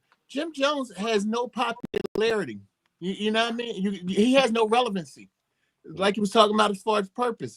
You got to work your way back into all of this shit. You know what I mean? And right now, you know what? You're conversating about Jim Jones right now. Had he not did what he did, we wouldn't be talking about him. I agree. I agree. I agree. They say any publicity is good publicity. There right? you go. You know what I mean? Look, I agree with you this one, Taj. I think he's completely fucking delusional. Now, I'm not saying I mean, I like some of the Dipset stuff, right? I kind of like Cameron. He's a character. Yeah, I like Cam. I like Cam. Now, but as far as Jim Jones, I got to say this from somebody, we're pretty much the same age. Grow the fuck up. Okay? just look, I get it. You want to stay hip. You want to stay relevant. But dude, you still in videos with your pants sagging, throwing gang signs, trying to be the street thug. Yeah, your Like, head backwards, yeah. Dude, I mean, you got artists that your age that have that longevity. LL Cool J, KRS-One, Rakim. I mean, dude, be your fucking age. Like, how long are you going to put on this charade that you are a hardcore street thug from Harlem? All right, we get it, dude.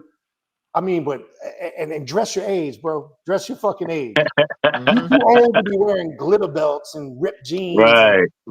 Let the young boys shine. Let them have their thing. That's their thing, man. Right. You know what I'm saying? So, but the comparison to Nas was diabolical, bro. And to say and it had the balls to be like, check the records, check the stats. Like you already know what the stats say. Everybody watching knows what the stats say. But you know what it goes to show you a class act that Nas says a real dude didn't even have to respond to that shit. No, not at all. He didn't even Nas didn't even give it a wink. He didn't even acknowledge it. Exactly. What you be doing what Jim Jones wanted you to do. Right. You know what I'm saying? Right. But it's just diabolical that you're gonna compare yourself to Nas. That shit is crazy, bro. Diabolical is the right word. Exactly. The styles are totally different, dude. You're doing, you come from that, Dipset, Cameron, Santana, all that they created that. I mean, when I think of Jim Jones, I still hear it in his. He's got that Harlem sound. That's that. Yeah. You're pretty much locked into that style. I hear it in all your tracks. Yeah. Now, I'm not gonna say that didn't. I mean, Jim Jones has made some decent music. Yeah, I like Ballin'. Right. I mean, I like some of his music, but dude, you know what I was saying? Know your role, stay in your lane, bro. There's levels to this shit, bro, and you ain't there. You never was. Never was. Right. Never was. But now, like you say, he got to stay relevant. But like I was saying, to finish on the Kendrick thing, and then if you guys have anything you wanted to add, but like I say, it was never a beef, man. I mean, I think that was another thing that was comical. So I'm glad that shit died down because I got tired of seeing that shit all over the internet. Yeah, for sure. It's like you said. It's like when you watch the Rocky movie when he fought Dolph Lundgren and they had him Dolph hooked up to the machines and and they were trying to create the perfect guy and all that. Yeah. You had Rocky who was straight in the barns, you know what I mean? Beating training old school. Right? Yeah. You know what I mean? There's a difference of that. But even then, I mean, the Drake song "Best I Ever Had," I like that song. No, me too. You know what I mean? So it's like, I don't knock for what he do because I think for what Drake does for him, he does perfectly for him. Right, you know what mainstream party rapper type, yeah, exactly, and and it shows. It was like, here's a perfect example. I have a lot more respect now for MC Hammer today than I had when he first. Me too. Yeah, for sure. You know what I mean? As you learn, and you grow up, because, and I think even the problem with that, even when we talk about a person like Drake, is, we live hip hop like a badge. You know what I mean? Like you can't get into something that we fought so hard for, and we ain't gonna criticize it. 100%. You know what I mean? And to have a dude like like Hammer to come in and you wearing tights and you dancing on stage with 50 people, that wasn't hip hop to us at that time at all. You know what I mean? I put him in the mix. That shit wasn't hip hop to us. You know what I mean? But now that we go back to it we realize, you know, okay, for first and foremost, you wasn't to be fucked with. You was a thug. Hammer was a thug. He was, and You nobody know knew what I that. mean? Oh, So here's Yeah, not don't fuck he with was. him. You know, that's And one. this, I used to wonder when that same game song came out, why the fuck is Hammer on there? You know what I'm Right. saying? Right. And And it's at like, that same time, Taja, now which I get it. I lost all respect for him. That's when he did a commercial for KFC for popcorn chicken dancing around. Now you can't get more stereotyped than a dude with an S curl, some genie pants on, holding a bucket of chicken dancing around. Like, come on, man. Well, I mean, Fact. It's but like even what the fuck, right, bro? but look how he went from the Hammer that he was to because we pray, and now he's a gospel Hammer, and well, you become religious when you get broke. You know, Yeah. religious, you find God when everything, you know, you gotta keep it real. That is so true. You know, Mace did doubt. the same thing. But say that again. Mace did the same Mace thing. did the same. Yeah, but Mace was worse. Then he went back to being a thug, back to a Murder rebel Mace. again. Then he just dropped it all together. Now he's Right. Mace. Start off as Murder Mace. Murder Right. Mace, yeah, don't forget that didn't work either. Yeah, That was like Snoop Dogg trying to be Lion Snoop. Lion Oh Like, man. that shit didn't work, bro. What are you doing? What are you doing? What are you doing? But You know, but seriously, the Kendrick Drake comparison is like if we took something from that's like taking Heavy D comparing him to Chuck D. It's like apples to oranges, bro. No doubt. That's how I look at that. Like Yeah. Drake is more of a party rapper, mainstream pop. Mhm. Kendrick is more universal, but does still have that street authenticity to him. Yeah. Yeah. And I think Heavy he really D, lived party that shit. rapper. Yeah, I mean, you can't compare the two. Like, what are we doing here? No, It's like without a doubt. I hate when people Without a compare doubt. Jordan and LeBron. Like, what are you doing? Right.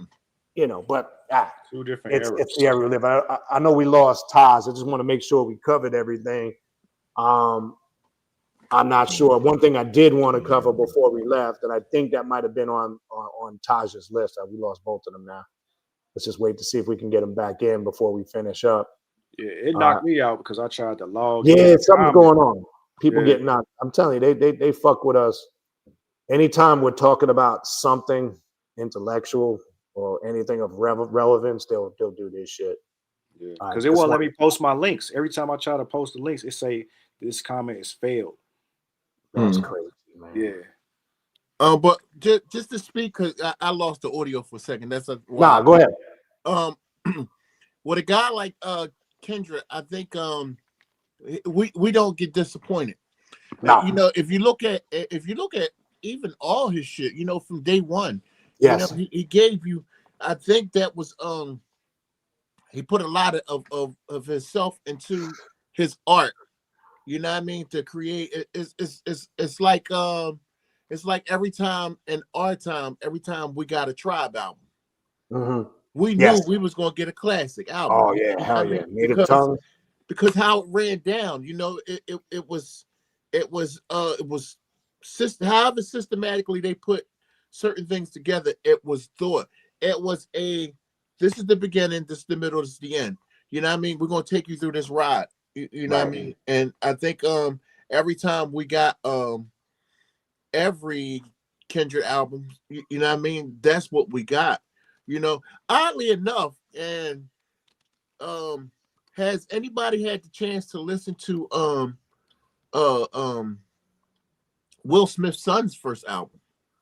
No, I haven't. I heard a few of songs, not the whole thing. Now, I'm going to tell you, that is a one fucking incredible album. That's coming really from, because what it is I think each song spells something out, and gotta go check that out. I didn't know that. If you know if we go back to are you familiar with any of the damn it what is the name King Crimson stuff? Some. Okay. Now if you go back and listen to a King Crimson's any of their rock albums, right? Okay. You can't separate the beginning of their album to the end of their album. Okay. You know what I mean? Because of the journey that the music brings you through. I got you. And with Will Smith's Son album, that Icon album was one of them. I think when my kids brought it over to me, I was like, I'm not listening to that shit. So they That's was probably like, what I would have said. you know what I mean? And they was like, no, I'm telling you. Well, my son is 31. And he was like, nah, Dad, listen to this album. He was When like, did it come out? How long ago did that come out? It's probably been over 5-6 years now. Oh shit! You know what I mean? definitely. But yeah, it was one of them. I think So that was prior to all this weird shit he's doing right yeah, now. prior All to right, that's all where that. you lost me. Okay. Yep, Was that through Rock Nation? The one he did with Rock Nation? I think so. Because Okay. his sister was real heavy on the whole album. Now You know? I heard a couple of her tracks. I was impressed. Yeah, she Yeah. doing rock now. Yeah. I heard. I Yeah. listened to some of her stuff. I was impressed. I ain't gonna lie. Mm-hmm. That threw me for a loop. I was expecting whackness to the fullest. I guess that was me prejudging, and I was very impressed. Yeah, but it's like a Zeppelin album. You know what I mean? Yes. Where it takes you through. You know what I mean? You like, damn, every song just pulls you into the next song. Into it. You know what I mean? I gotta check that out. I never heard it. Yeah, and that's the feeling I get when I listen to all the Kendrick stuff. Is you put your albums together almost like a book, right? You know what I mean? Yeah. And you just didn't take like the problem. Here you go. For everybody that was waiting for that last Carter album from Wayne, you know the problem that we had, and here's the reason why the album was so horrible. You know what I mean? Because Wayne is another one. It took years for me to start fucking with Wayne. Like, here you go. I don't own the Jay-Z album. The first album I ever bought from Jay-Z was 444. And it was because to me, he had nothing to prove. And he did on that album shit that he could never do before that. Right. You know what I mean? So that's what pulled me into him. You know, and I think, you know, that's what you get when what Wayne's album was. It was almost like when people put the best of somebody out, and you like that person ain't had nothing to do with that album. You know what I mean? Because it was just shit pulled from other places, thrown 100%. Together, and here you go. Let's call a card, you know, another Carter album. No, yeah, I felt the same way. You know what I mean? You know, it's like listening to the Ghost's new Supreme Clientele 2 album. Yeah, that's not the last one to me was better. That is not Supreme Clientele. You know, he could have called that shit anything else. Anything but Supreme. I agree. Anything but Supreme Clientele too. You know what I mean? Yeah. But we're seeing a lot of that, right? We're seeing a lot of that, especially with, like you mentioned, Ghostface Killer. You mentioned Lil Wayne. It's disappointing when somebody hasn't put something out in a while, or there's something's hyped up, and then they come out with that product. You're like what the fuck is this shit? You know, but one thing I wanted to ask you guys, I know it's been a minute. So one thing I was disappointed. Did you go? I'm sure everybody saw Kendrick's performance at the Super Bowl, right? Mm-hmm. I was pissed off. The sound was horrible. Whoever did the fucking sound pissed me the fuck off. Yeah. Because you couldn't hear, they drowned his lyrics out. Mm-hmm. And I mean, the sound was just, it was horrifying. Like, it pissed me. It was so disappointing because it took away. I mean, the performance was dope, but it just took away from it. Yep. Like, the sound was off. I don't know if it was just me, but I thought the sound was terrible at that Super Bowl, man. Yeah. I thought they jacked him up a little bit at that Super Bowl. But some good points. I'm just waiting to see if Taj is going to come back in. I don't know if let me see if he texts me. I know he was having some difficulties in the beginning. Okay. Let me just make sure he's okay. I want to make sure we touched on everything. I don't see him. Let me just send him a quick text. Hold on. Mm-hmm. I don't want to wrap it up without him. Without a doubt. So let me just double check on. Hey, did y'all hear Juicy J put out a conscious album with Jazz? Yes. I thought that was pretty dope. I was surprised from him. Well, yeah, consciousness and Juicy J usually don't go together. But right. Yeah, that's why. I gotta listen to that. Yeah, but even like I said, I mean, but he's still dope altogether. Even when we were reviewing Slick Rick's new album in the beginning of the show, I love it. Mm-hmm. Oh, I love it too. It's just my only criticism is just way too short. Yeah, I just find myself like Landlord, Documents. I just find myself keep hitting the replay button because anytime I just start vibing with the beat and the track, and it ended way too fucking soon. But even there, I was talking about, I know you weren't on at the time, but we were talking about even like Slick Rick, he never really crossed that line. I mean, he's dropping some conscious jewels on that album. Man. Yeah, but that's because first and foremost, if you look at Slick Rick album, if you look at Raekwon's album, if you look at Ghost's album, all of these are under Mass Appeal. They all sound. These all are albums coming out underneath a Nas.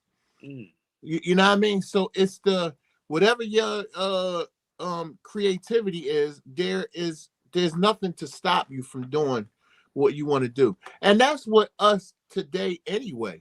You know what I mean? Right. Versus the, Monty back in the day, it was if you wanted to get some shit on the radio, you had to go through so many loops. You had to turn around. Yeah. You know what I mean?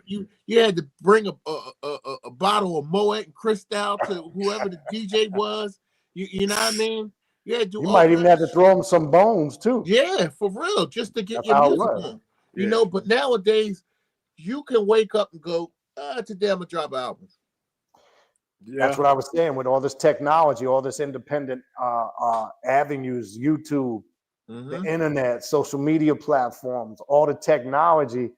A motherfucker don't need a record company no more. No, you don't. I think they said like 300,000 something songs get released a day now. That is nuts. You know, I even look at the fact of if you even with movies, like if you looked at like the whole how long it took them to make Toy Story or whatever. Taz will tell you, one of our songs, I made a video, a comic book video of our song. That shit took me 2 weeks. You know what I mean? For after I created the characters, it was you find the right software that's going to make your mouths move to what it is. And you know, I type in, I put my scenes together. Before you know it, you got a comic book. You know what I mean? That's and incredible. Yeah, well, shit that would have probably took me 2 years and $100,000 budget. You know what I mean? Took me a subscription in 2 weeks. You know, but look. Yeah, there's an upside to this and there's a downside. Yeah, that's an upside, but that's the upside. But that's where what all of this AI shit that we have, you got to know how to adapt and take control of what's going on before it controls you. You know, and that's what everything. That's what the state of music going from you know from the drums. You know, Look, Ty tell you it's the drum set sitting behind me. You know what I mean? My bass guitar is down here. My piano's down here. The guitar, you know, just as easy as as I can pick all of these instruments up. That shows the art of being the musician side of all. I agree. And see, that's my fear with all this technology. I got a question in the chat by Wrath I'm going to bring up in a second. It's a good question. That's my fear, Dis, and I'm glad to see. If you look at artists in general, now this transcends beyond hip hop. It includes all genres. If you look at artists that stayed around or stay around to this day for long, they write music and play instruments. And the downside with the advancement in the technology, the drum machines, the software, the equipment, again, it's like electric cars. I think it takes some of the soul and the authenticity out of the music. Like I look at artists, and this is just my opinion. I've talked about this on my platform. I look at some of the greats who are not here, some are still here. Basically, one of them. I'm going to throw some names out there, and I'm going to tell you. And even you look recently, what happened to Angie Stone. I want to forget about that. Okay, but let's talk real quick, and then I'm going to go to the chat. It looks like Taj is having problems. He's going in and out. But he was just here left. I look at Prince. Yep, I knew you. I knew that's where we was going. All right, Michael Jackson. Yep. And Whitney Houston. Let's start there real quick. Yep, exactly. This is just my opinion. You don't have to agree with me. And I know I've had some people say, "Oh, well, how can you say that? Maybe it's true." I personally think they were killed, and I'm going to tell you why. Exactly. 100%. I'm going to tell you why. Okay. First and foremost, if you listen to some of the interviews Prince did right before he passed, he was always stressing owning your masters, your publishing. your creativity, and then all of a sudden he had that Yeah, incident with the drug. I don't believe it. not at all. Right. Michael Jackson, remember before he passed, and I think is it Shaq that has who has the Beatles catalog right now? I don't know. Is that Shaq? Did Shaq? I thought it was Shaq. I could be wrong, but don't. Now at the time, now you gotta remember Michael Jackson. Look, I said I he don't want wasn't to coming sound back racist. to the U.S. Right. Well, remember he was married to the biggest icon amongst white folks in the world, Elvis Presley. Oh my God. Okay, He was rolling in his grave. He had the Beatles catalog, and he too was about publishing, owning his own production, his music, and all of a sudden he was given the wrong dose by his doctor. He's gone. And I'm gonna say this on the record, and I stand behind this. I don't think Michael Jackson touched a single damn kid or molested any of them. Oh, hell no. Me either. No. I'm gonna be honest with you. I'm gonna tell you why. He was a threat. Yep. He was a threat. First off, did Mike have childhood trauma issues? Of Most course. definitely. Yeah. That's why he had Neverland. Right. He had those issues. But nobody's questioning the fact, who the fuck is going to let a small child spend the night over an adult? That was a setup. Yeah. Exactly. Yeah. So that made it look like, first of all, I'd be questioning the parents. Why are you letting your child have sleepovers at a grown man's fucking house? And see, Mike got set up, and I think Mike did it. Mike was a child at heart. He just he was a child at heart. He thought he was Peter Pan. He thought he was. Right? I don't think he ever sexually. I stand behind this. I don't think he ever touched any of those fucking kids. No, trust me when I tell you, he's gone. Yep. Now, and somebody confirmed that too. Aaron Carter. Yeah, and they got rid of him because he said they tried to set him up. His mom was in the CIA. Yeah, they killed Sam Cooke. Remember, he wanted to own his masters. He owned his masters. And then and that was rare at that time. Yep. Going back during the 60s, 50s and 60s, you didn't own a black person didn't own any of their goddamn music. None of this stuff. And see, that's an artist nobody talks about as far as how business savvy and smart he was in an era where them guys wasn't making nothing. Exactly. They weren't making nothing. And then Whitney Houston. I don't even need to talk about the whole Clive Davis thing. I mean, she look, that's the same thing. We're dealing with publishing rights, owning your music, but I think Clive Davis was a fucking warlock. That's a whole nother story. You know who he groomed too. Yeah. Yeah. Okay. Now look also what they did to. Let's back it up a little bit. Look what they did to Tevin Campbell. Now remember, Tevin Campbell was supposed to be the next thing with Quincy Jones and the whole. Tevin Campbell, they turned that boy into a nutbag. Yes, he was supposed to be like the next greatest thing after Michael Jackson. Yep. It never panned out, and he was talented. He had a voice; he could sing. Same thing with Whitney, and then Clive was trying to groove. What's her name? She got the talk show now, and didn't pan out.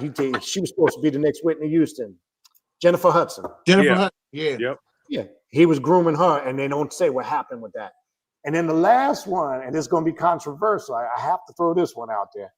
And people, you got to get out of your emotions with this one. R. Kelly said himself. They was taking their kids to he was sitting in Burger King. They taking their kids in there. Yeah. But what people don't realize before they came and arrested him. Now look, there's evidence there. Look, from a personal opinion and factual standpoint, yes, he did do some of that shit. But see, he lit the match. He opened the door for them.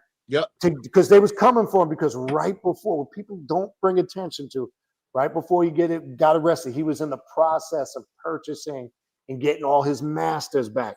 So what I'm trying to show you, there's this pattern. When you control your music, you're business savvy. You know what you're doing. Because you got to understand, to those people, that's generational wealth. Yep. Yes, it is. You know how much money they get on it? Anytime shit like that's used in a commercial, played on airwaves, using movies, or just in general, they get residuals on that, and they pass that shit down to their kids, man. Look at Bill Cosby was posted by what? By NBC? TV station, and they came and got his ass. See? Exactly. At one point, we looked at Michael Jackson and we said, there's God and then there's Michael Jackson. That's right. You know what I mean? We looked at Mike and said, Mike will run for president, and Republicans and Democrats will both vote That's for right. Michael Jackson. The That was frequency, too much man. power. His frequency Yeah. is global. Yes. People that don't even speak English. Yeah, exactly. Exactly. He had That's a threat. any artist that can be in Romania or countries in the world you never think Michael Jackson would perform and have old white men passing out. Right. Because he just didn't have women passing out. He didn't just have black people passing out. He had old adult white men. That dude had a magical power that nobody will ever be able to replicate. Still the best Super Bowl performance too, in my opinion. You remember the interview? He went public and called Tommy Mottola the devil. Yes. And that was a downfall. That was the beginning to his end. When he did that, I said, "Oh no, that's a wrap. It's a wrap." And he owned 50% of Sony. Yeah, that's everything Sony owned. 50%. You better get out the U.S.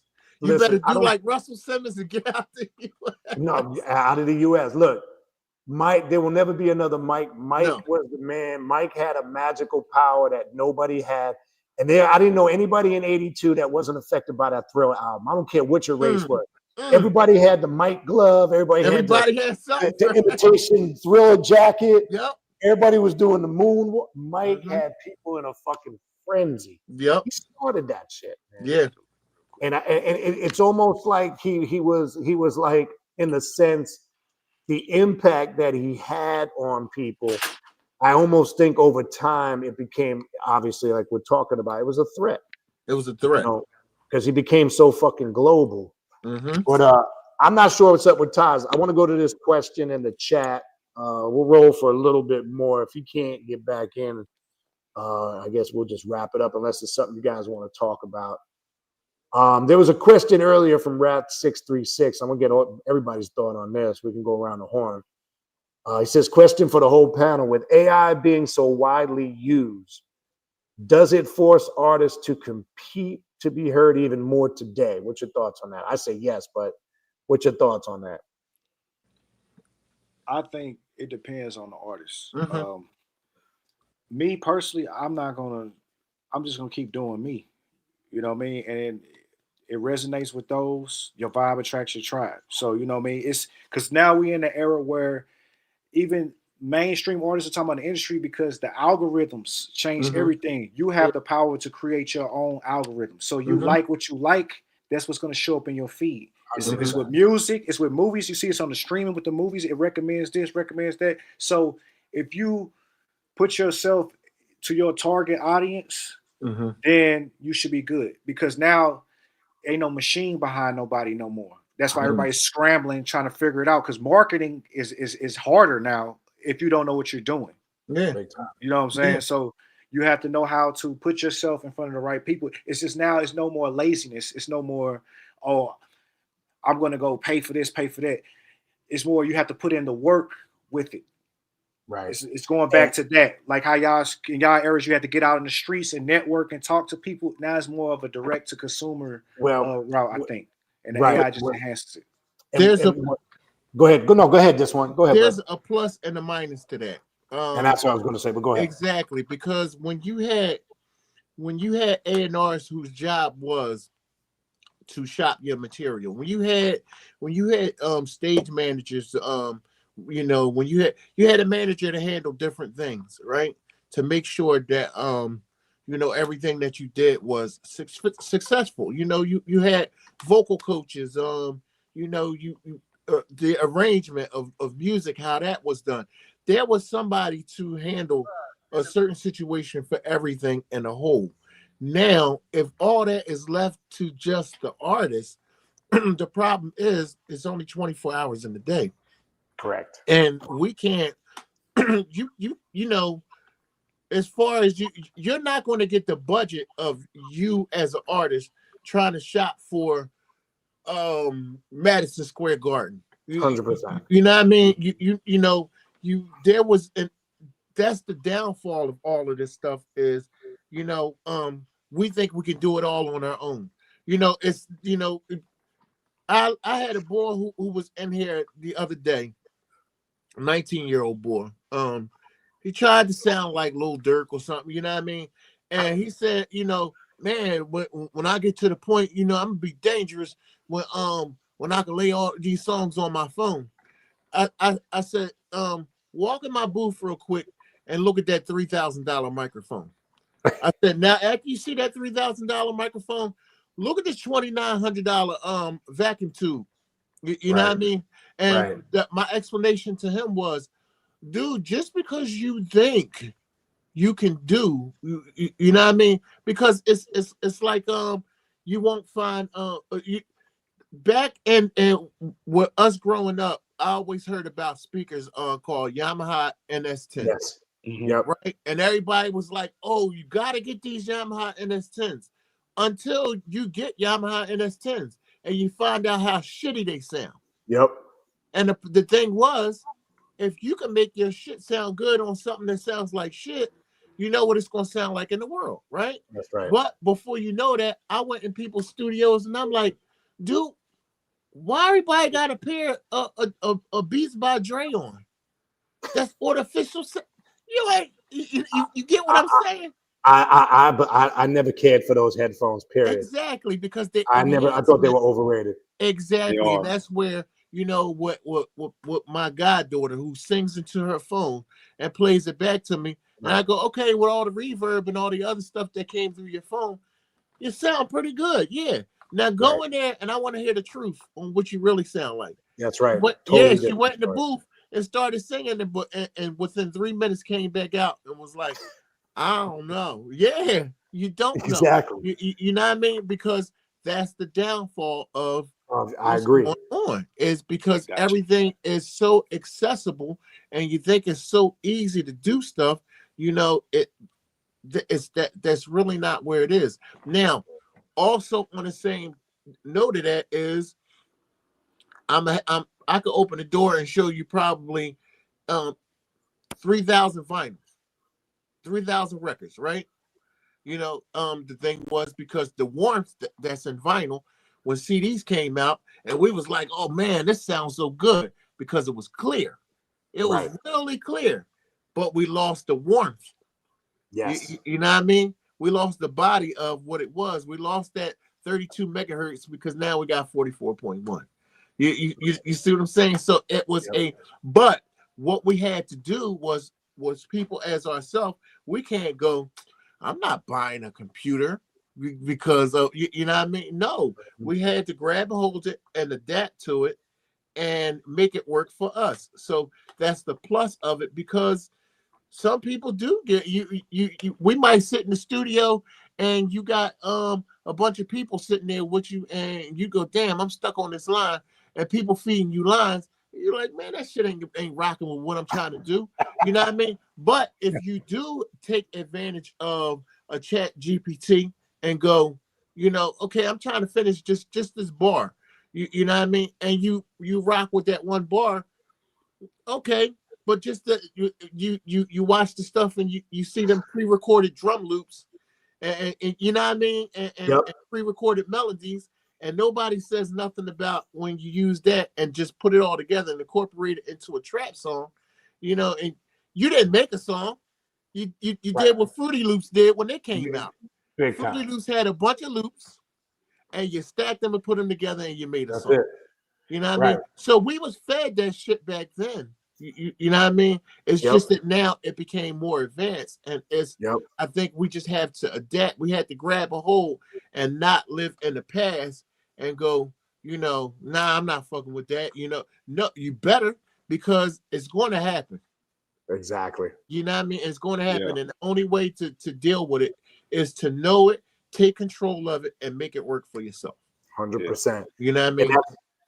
That's why I said what I said in the beginning. For a lot of the things you just explained, I think it is going to force artists to compete, but not in a good way. Because I think we're going to be exposed to, in addition, there's not many that are going to have that perspective like you just broke down this one, where you know the correct way to use this technology and all the shit's out there, to use it where it's more beneficial.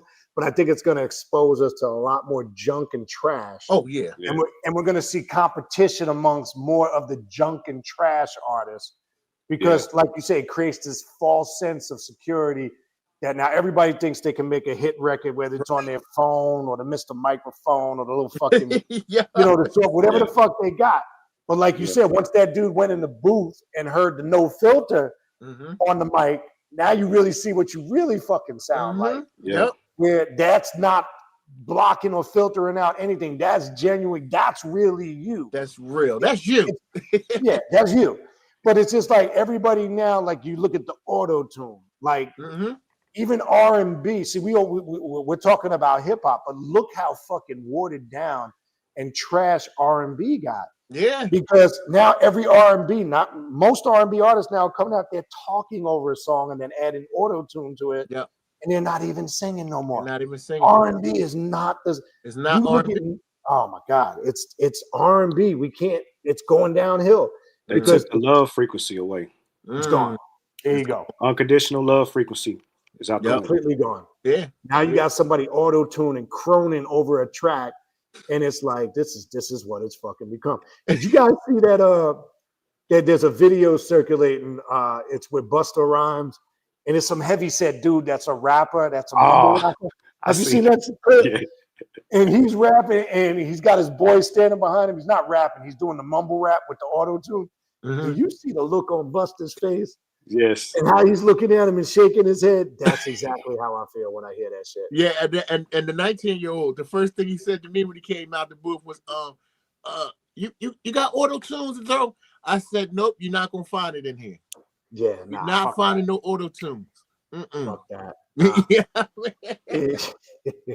But anyway, that's a good question by Rat636. Let me see if there's anything else in here. Some comments. I'm kind of gonna, some of the stuff we were talking about earlier. People cracking on Jim Jones and all that good shit. Yeah, somebody Ultra Instinct added. Hammer. I remember the whole incident with Third Base.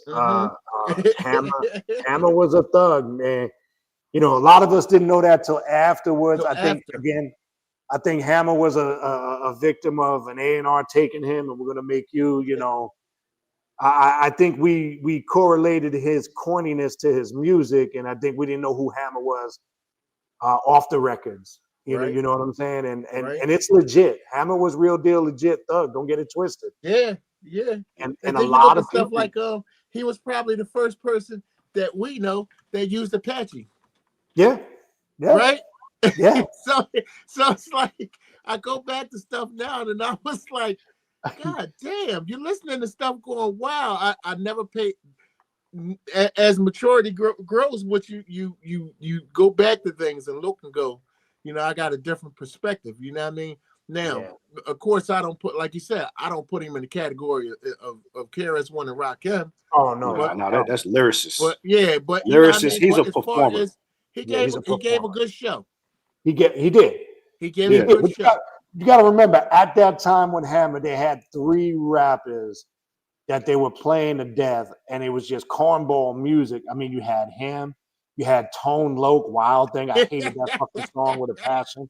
And then you had Young MC, Bust a Move. I used to throw up every time that song would come on. And Young MC wrote Wild Thing. So yeah, exactly. He wrote Wild Thing. So it's just like you would, and then factor in Vanilla Ice, Ice Baby.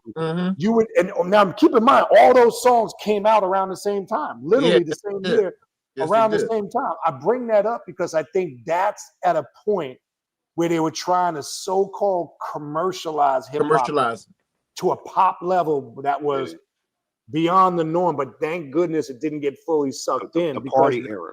Yeah. But it was terrible. Because then Shock G come with the Humpty Hump right behind it. But see, different. It was different. Now, it was party vibe, but with Shock G and Digital Underground, it was more, I looked at it as more pure hip-hop. It was on the party tip. Kind of like I look at some of the rappers back in the day, like Dougie Fresh, Dana Dane, Heavy D. They were generally they were received as genuine hip hop artists. Like I always thought, Digital Underground and Shock G, they were hip hop. Yeah, without a doubt.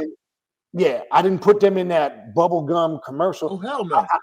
I just think what happened at that time, when you go back, when man, I mean, I literally used to when Bust a Move would come on, like if we was in a club. we would go up to the DJ and tell him, turn that shit off. Why you Right. even playing it? You know, I mean, literally, we would walk up to the booth, turn that trash off. Ain't nobody want to hear that Exactly. shit. Exactly. But I think they tried at that time. See, and again, I consider myself a historian on hip hop. Now I got to go back even further. This is the reality. Something we learned back in the day in Zulu Nation and consciousness. One thing we learned that hip hop was given to us by our elders and ancestors to speed up our intellect. We always looked at it as a gift from our ancestors because it activated a creativity in us that couldn't be activated in any other form. When you look at like what I like to call the 5 elements of hip hop, b-boying, breaking, you know, MC and the whole nine, right? It was an art form. That's why I love KRS-One's Gospel of Hip Hop. If you go in there, the Temple of Hip Hop, the book that he put out, I mean, that's kind of where my mindset is with hip hop. But I'm bringing back, when you go back to pioneers like DJ Kool Herc, when they were controlling, literally, you go back to the real basic times where they were selling cassettes out of the back of their car. When they were controlling the output of the music. But see, this is where it got snatched. So here comes some rich dude. Here comes some rich, white guy that has a lot of money and says, look, I can mass produce this quicker than you can even put it together. So when they needed publishing and distribution, that's when you got, people fail to realize, like when you look at Def Jam, that was owned by Columbia. Russell Simmons only owned 10% of that.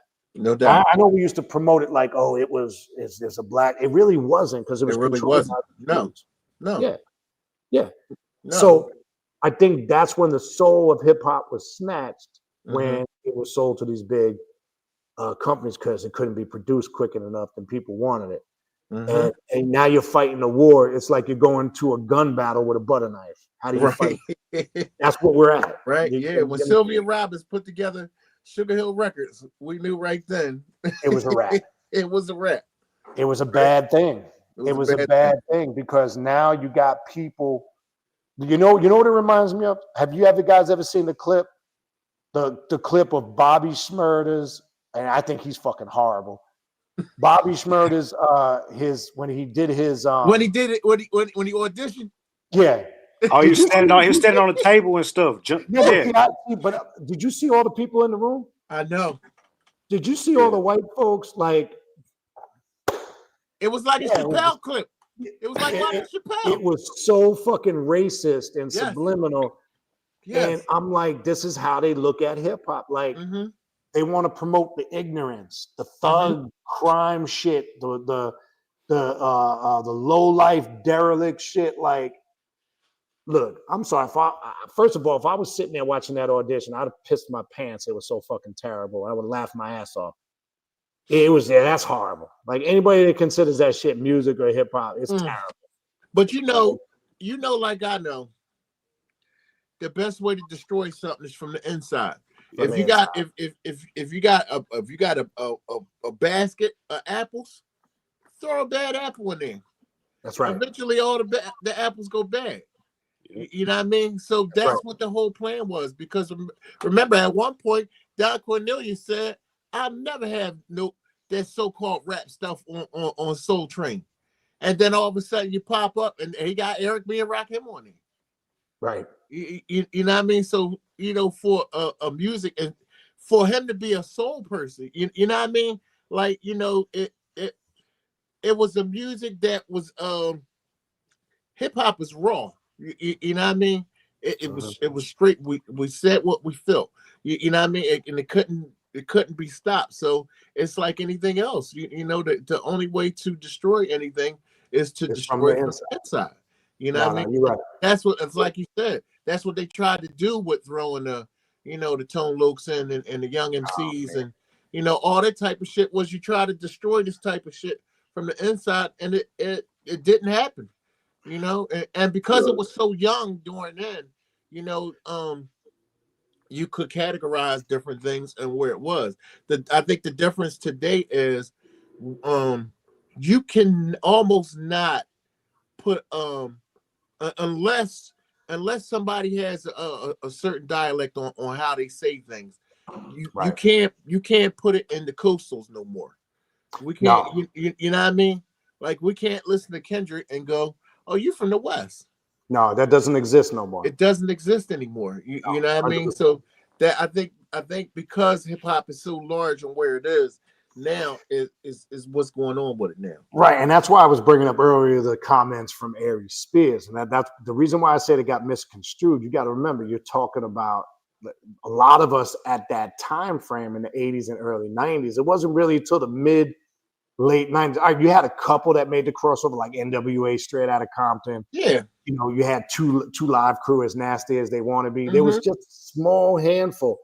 But I can recall in the 80s and 90s, probably not until the late 90s, you didn't really have access to those West Coast artists or other regions. I couldn't stand Eazy-E. No, me neither. I just thought when I first heard it, I was like, what the fuck is this shit? Right, exactly. Because it's just when you were so for many years locked into your region, because hip hop wasn't global like it's now. Like you make a great point. Now, like artists are just considered artists that you don't really classify an artist to a specific geographical region no more, because that doesn't exist. Like you said, unless there's a certain obvious dialect or slang that stands out. But I don't think anybody's even making records like that no more, because they don't want to be labeled East Coast or West Coast or Midwest. Yeah, they don't want to be put in that box. But I think what Aries was saying, well, he wasn't exposed to that. So I know, like, I mean, I'll never forget my first trip down to Florida, because my father bought a house down here at the time in '89, and I never knew anything about Miami bass music. Never knew what it was. Never heard of it. And that was my first exposure to like the ghetto DJs, Jam Pony, Two Live Crew, MC Shy D. MC Shy D. And I came down here, I'm like, yo, what the fuck? They call it booty music. I'm like, yo, what the fuck is this shit? It's like you're talking about 190, 200 beats per minute. Yeah, like, exactly. Exactly. I thought it was the wackest shit at the time. I'm like, this is the most garbage trash I ever heard in my life. But when I look back on it now, I'm saying that because that's just like somebody at that time from Miami who was exposed to Miami bass music. They might have came up to New York and been like, what is this New York shit? What is this? Yeah. Yep. It's no different. But at that time, you didn't know. And I think that's what Aries was saying in that video. I wasn't mad at it. If you ain't a Cube fan, you ain't a Cube fan. No, I'm not. I'm not. I know a lot of people who wasn't an Ice-T fan and categorized him as being from the West. There's only one song. There's only one song I like by Ice-T, and one song only. Colors. That's it. Colors. That's it. I like 6 in the morning. All right. Well, 6 in the morning. Yeah, that's more of a the beat. Okay. Yeah, the beat. But people forget. I don't know if people know this. You might know this. Hip hop history. You remember the first Breaking movie? That's what I'm saying. You remember seeing the dude? Islam with him. All right. Right. So that's Ice Cube in that. I mean, Ice-T in that clip. Ice-T. Yeah. When he's up on the stage Reckless. and got the record things around. He did the song Reckless. Yes. Yep. So yeah, I mean some of the old school classic stuff, yes, but I just didn't like his flow. It sounded, with the it sounded whiny. It's just like everything sounded the same. It was like, I'm like, yo, this shit's garbage, bro. Now I was big fan, speaking of West Coast artists, because they had more of an East Coast sound. Like I was big on the hieroglyphics. Hieroglyphics, yeah. Classic. Okay. I was big on Phariside. I thought they were awesome. The Alcoholics. Alcoholics, exactly. Exhibit, these are the West Coast artists I like, because to me they had an East Coast sound. They had an East Coast sound, yeah. To even validate that point, what Aries was saying. So I noticed when I was exposed to West Coast artists, it was artists like that I gravitated towards. I just think I don't think what he said or anything was said was out of pocket. You have to see when a question like that's asked, you got to factor in the age of the person you're asking it to. You have to factor in what they were influenced by. And that's going to have a large impact on the person's answer or response. But we're living in a society today where if you don't agree with what everybody agrees with, you get attacked. Yeah. Oh my God, how can you? Well, first of all, I can't stand Vlad. He's a fucking culture. Exactly. He's a piece of shit. Right. And everybody lets him slide with it. All he likes to do is create negativity and pit people against people. Mhm. And then he does this snake shit where he has one person on his platform go, oh, such and such was here the other day, and they said such and such and such and such, and then that person will leave, and they'll have the other person on, such and such was here the other day, and he said, how people let him slide with that How punk they shit. let him slide. Yep, See, exactly. that shit from back in the day, that's punk shit you get called out on, man. Well, it's also like the comment Snoop made about taking his grandkids to the movie.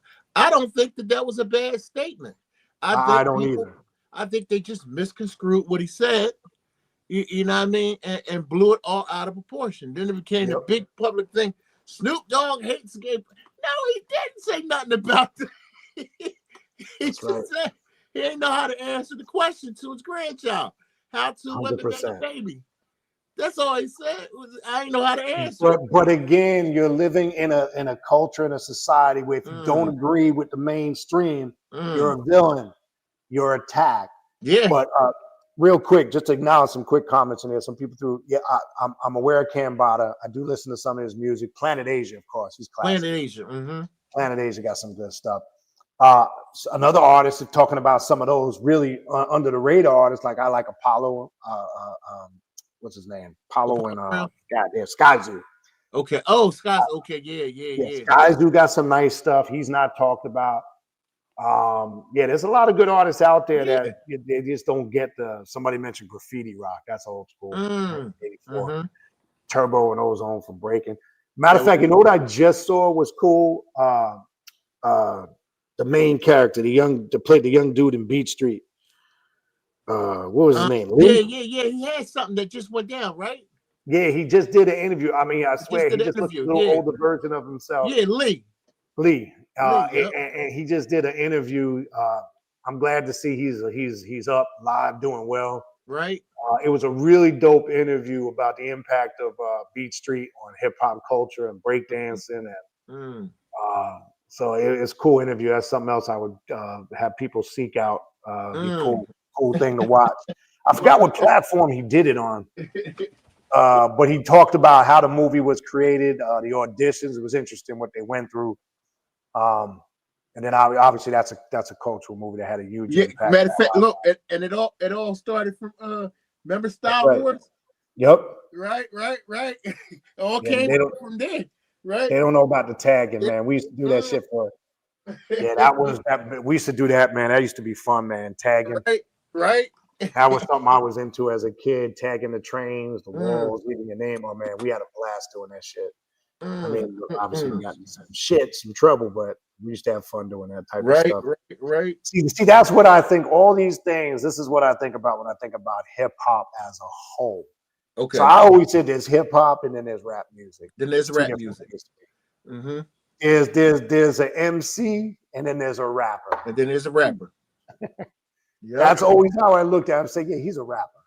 That's an MC. Because what is an MC? An MC is somebody that can move the crowd. Yeah.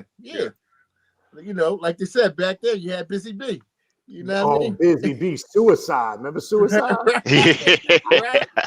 Yeah. But he was an MC. He kept the crowd running. But that's where the term came from, master of ceremony. It was somebody. Exactly. It was somebody that could keep the crowd moving. And rock him, MC. Do y'all remember where Grand Poobah came from? Yeah. Masters of original group, Masters of Ceremony. Exactly. Ceremony. Yep. Oh shit! Classic Dynamite. Dynamite. Those are all Big Daddy Kane, MC, Grand Poobah, MC. Those are MCs. Those are MC Hammer, rapper. Was a rapper. Yep. Right.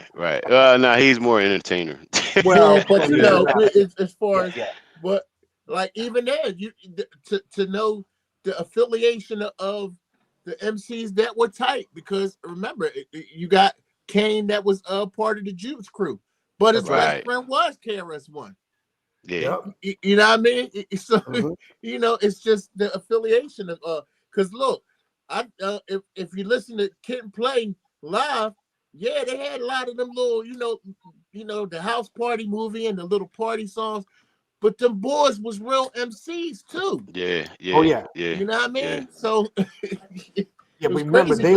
they were heavily influenced by the go-go movement in DC. Yes. Yep. Right, right, So right. so remember, Herbie Lovebug, Herbie. who Yep. Herbie was putting out Salt and Pepper. He put out Kid and Play. Yeah. Who else did he do? He had a couple of them groups. Oh man, what's that other group he had put out? But he had that sound Yeah, he stayed with that that go-go. was Yep. unique. Jazzy Joyce. Yeah, okay. He had that sound that was unique, the Herbie Lovebug sound, but he was high. And I heard him on an interview talk, but he had that influence of go-go music, which was big in DC Yeah, DC. at Yep. that time, right? Yep. And because Kid and Play, remember Kid and Play, they were Salt and Pepper's dancers before they actually rapped. Yeah. And them boys can rap, but they never really got a chance to showcase their skills like that. Nah. Yeah, remember last night. Last night Last night was was they that breakout shit. Jones smash hit. Last Smash night was hit. that shit. That's You know what I mean? Man, That's- listen, that hook on getting hype is classic. You hear that shit? Not drop, to mention you hear that the shit. beat. Not to mention the beat was yeah. crazy. Oh, Right? man, he's insane. You know what I mean? The beat was nuts. Real probably quick, got- I'm having power issues over here. That's why I keep. flipping in and Yeah, I out, so- figured that was going on. Yeah. But remember, Kane yeah. started out with Biz, man. Biz put Big Daddy Kane on, man. Just Yeah, rhyming with Biz. because Kane wrote all the best shit. That's right. And Right. and I remember in '87 when Rhyming with the Biz came out, he wound up putting that on his first album too. Yep. But that came out as a 12-inch, and that Came out as a 12-inch. Yep. That put Kane Yep. on the map. Funky. Yep. Oh man, that's that man. Right. And rest in peace to Biz. I love Biz because again, another artist. The first two albums are classic. Classic. I mean, I actually like all four of his albums, but Biz was another one that to me was you. Now he had that Long Island vibe. See, he's from my area, so Okay. he had a certain style that, again, I don't want to just look at him that he was a jokester, but if you really listen to him, even though he had that flow and he liked to clown around on a lot of his tracks, but Biz has his beats were nasty. Well, BDP signed a group. I forget the name of the rap group. They came out with a song. It was a beatbox boy on a group who came out and actually had a whole big comment about Bismarcky. Really? So when the word when Kenny Parker had went to Biz and let him know, yo, I ain't got nothing to do with this, but listen to the song. The boys dissed the shit out of you, right? He said, okay, I got one for you. He went to the studio and came back with a song called Nobody Beats the Biz. Oh yeah, classic. That's actually a battle song. I didn't know that. Yep. Yeah. And that beat right there, when that shit used to drop. That doom, doom, doom, doom, doom, when you hear that shit come in, Yep. I still crank that Now- shit in my car. Yep. Do That y'all nobody remember beats the when? Biz. Do y'all remember when Shantae first introduced Biz? Yeah. Yep. Yes. Me and Biz, the Death Threat crew. About to get started. yeah. Exactly. Yep. Yeah, now Shantae, all of them, like you said, when you talk about the Juice Crew, oh man, that goddamn man, that shit brings back that's when the music was on a whole. It was fucking music, man. Yeah. Somebody needs to do a movie. I would love to see like a Spike Me Lee or too. somebody do a movie, like just from the ground level up, just going through the whole hip hop thing. You know what I'm saying? And B, Well, so one of the other things we missed was Yeah. what I wanted to do was actually try to walk through, the different changes in hip hop. We could do that another show because it's gonna take a minute. Okay, yeah, all right. We could table that and put that for the next show. I knew it was something in regards to the state of hip hop or Yeah. kind of where we Just- at now from where we came from, but I just Right. didn't want to assume. I was waiting for you to come back in. Yeah. So Because I we'll was definitely actually add that to the next one for sure. Yeah, I was listening to a playlist again, like I said earlier, like I was listening to a playlist of I don't know Soul Sonic Force or something, and I just let it play, and it just started going through the different eras of hip hop, and I was like, yo, this shit, how it has evolved is just amazing. You know what I mean? So we need to definitely talk on that. And we also need to add in there because remember in the early stages of hip hop, especially during the breakdance era, we can't forget freestyle and groups like Planet Patrol. Oh, without Because, a doubt. oh my God, play at your Arthur- own risk. You know, Arthur how many Baker. times when you were Yes, playing, Yeah, yes, Arthur Baker you used to yes. go to shot the it. Right, DJ, play at your own, man. Somebody play right, at your own risk. right.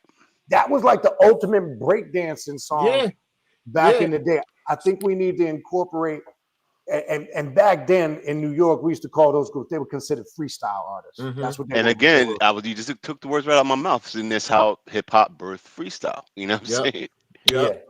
Yep. Yeah, I think that would be good because I don't think those freestyle groups get the recognition of their impact, especially on the breakdance culture. Mhm. Right. You know, you had a lot of Stevie B. I mean, he's Mhm. another one. Okay. You can go on a Okay. lot of those freestyle. TKA. Yeah. Remember, TKA Right. was the group that came out, K7. That was TKA. They changed the rappers later. Wow. K7. Remember Swing Yep. Battle Swing? Yep. That Yep. K7 was the freestyle group TKA. Wow. They just changed their name, and they were big in the freestyle circuit. But when the freestyle circuit started to kind of die off, and I'm seeing them now, a lot of these artists, they're doing like reunion tours. They're all over the place now. Yeah. Get So your they're money. trying to bring the freestyle back. But see, that's the stuff we had in the because remember when we used to go into the clubs back then in the early to mid '80s, hip hop was a mainstream. You had to, if it wasn't a strictly hip hop event or if the DJ didn't have in his rotation, you didn't hear it. So the best you could get was the freestyle. Mhm. You know, you Right. can get Right. Planet Patrol. You know, you Yeah. can get Yeah. Africa Bambaataa. You Yeah. can Right. get, you know, Rapper's Delight, but you can get They some of the hip hop they would Mhm. throw through that Shannon. music. They would show Shannon as a headliner. You know what I Shannon, mean? Yeah. yeah. Before they bring in a rap group. Yep. Let the music play. Shannon was Yep. very popular at that time, man. Mhm. Yeah. Huge freestyle artist. I mean, they're bringing them all back. What's that? Come Go With Me. What's the 3-girl group? Man, they were good too.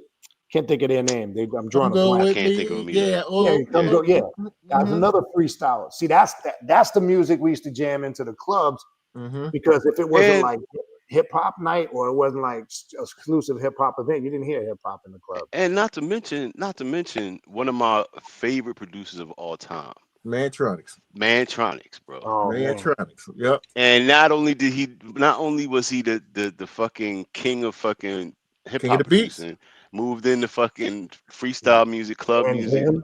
Well, that's the 808 era, but who do That's you got the to 808. also put in that equation with Mantronics? You're leaving another dude out. Come on, I know you know this. His name begins with an E. Egyptian Lover. Egyptian Oh, Lover. okay. Yeah, okay, Okay. yeah, yeah, Yeah. yeah. He was the master of the 808. And remember, Right. at that time, the 808. See, that's the equipment I was on. That's how old Mhm. school I am. Like 808, SP 1200. You know, I thought 909. the 909. Yeah. SP 12 was the 909. Yep. greatest shit that ever came out. Like, oh shit, you got an SP 12. Like, and then Mhm. if you had an SP 12 and an M1 chord keyboard and you had 24 Mm. tracks, oh, you were the man back in the Mm. 80s and 90s. That was like Yep. high. And Yep. You B, know, we used to, and I don't know how it was in New York, but in Philly, when we got the fucking 808s and the 909s, that just the changed the whole dynamics of a house party, bro. Yep. Like we turned that shit into a whole show. well, shit. Remember, D Nice made a whole song about the 808, the TR Mhm. 808. Yeah. Yep. TR Yep. Yep. 808. Just And call he me made a D whole Nice. song about it. Yep. Mhm. And that's that bass, because everybody liked the 808 because it used to drop that bass. Yep. It Yeah. had that Yep. bass sound to it that you couldn't replicate Well, look at trap music. You don't have a trap song without an 808. Yeah, without true. 808. True. You can hear it. And That's all it is. listen, so Mantronic said, he said when him and MCT first did a demo, right? Sleeping Bag liked it. And he said that they brought him in the studio to actually record like correctly. He said that's his first time he touched the 808. He said the engineer was like, "Do you know how to work that?" He was like, give me some time." he said Yeah. by the end of Yep. the night, Mhm. he was going, he was going on that shit. Mm. Crazy. You know, you said Sleeping Bag. That's one of the first places we shopped the demo, Sleeping Bag Records.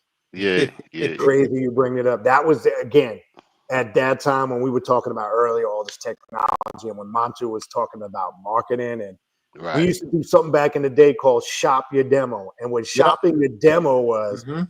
you would literally walk into these record companies. You would just, like, we would just get up in the morning, hop on the train. We go hit Profile Records, Def Jam, Sleeping Bag, 4th and Broadway. And literally what you would do is you would just walk in, Yeah, ask to speak to the A&R. Can I have right. a demo? Give 'em And your if you ticket. got lucky, you got to listen. Or we literally, that's how we used to shop our demo back in the day. If you guys, anybody listening to this, pre-recorded, recorded or whatever, go back, look up EPMD. Please listen to my demo. That tells the Please whole listen story to about that demo. shopping and Yeah, shopping a demo. that's And back then what we did. too, you could call the label, someone would actually answer and be like, "Yeah, send your Yeah, tape come here." by. No Yeah, or more. come by. Exactly. Yeah. Oh, Expose was the name of the group. Thank you. Expose. Expose. Yes, Yep. Yeah, yes. I used to love And them. I some had people their like used to 45. steal people music from the demos too. Like I heard something about that.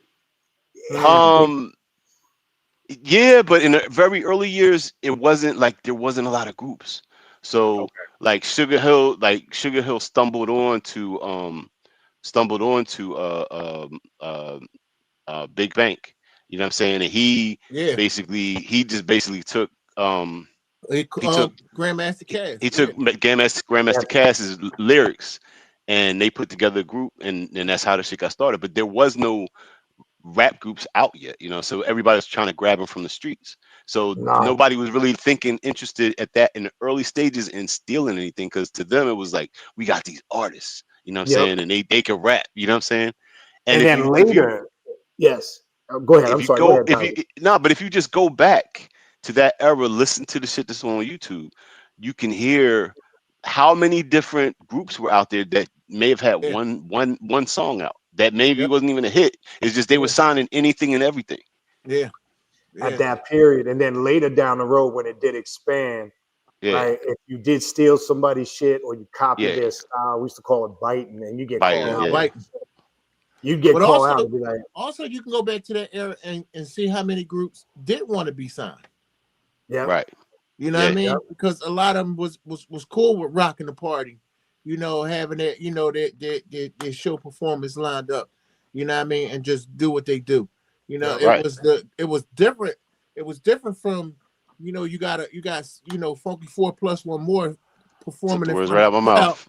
Yeah, you Right, know what I mean? To have to go into a studio, put some right. headphones on, and actually That wasn't their thing. that wasn't their Nah, thing. not at all. Because back then it was about harmonizing. It Yep. was about the group dynamic, them interacting with the crowd. You know what I'm saying? To go Mhm. into a booth and record a verse was like foreign. You know what I mean? Cold Crush, But, brother. but you know what Cold this crush. also reminds me of? We need to include in that. This is what pisses me off right now about the state of DJing, right? Mm-hmm. Because when you look at a real DJ, remember the art of DJing Mm-hmm. was if a dude had 2 Technique turntables Mm-hmm. Right. and he was creating music to take an actual record, and we're not talking about just a 12-inch. You had dudes who could do it with a full album. Mm-hmm. Yeah. And the skill of them being able to blend, make beats and music, where now a motherfucker, I get it, you got to be up with, now a motherfucker got a computer and he got these computerized turntables. I'm Yeah. not saying there's still not some art to doing it, but I'm going to give you an example. I recently, a couple of years ago, they had a Godfathers of Hip Hop reunion tour. And at that tour, they had Das Effects was on that tour. There was a couple, but the DJ for Das Effects, the solo spot that he put on a clinic in DJing from how DJing, where it it's came supposed to from, be. Mm-hmm. how it's supposed to be. Yeah. He did all the Right. tricks. He made the records sing. We used to call something a real DJ could make the records sing. Mm. And he was, no headphones. I'm talking Right. about no headphones, Just needle drop. needle drops. Yep. And see, people need to see that art.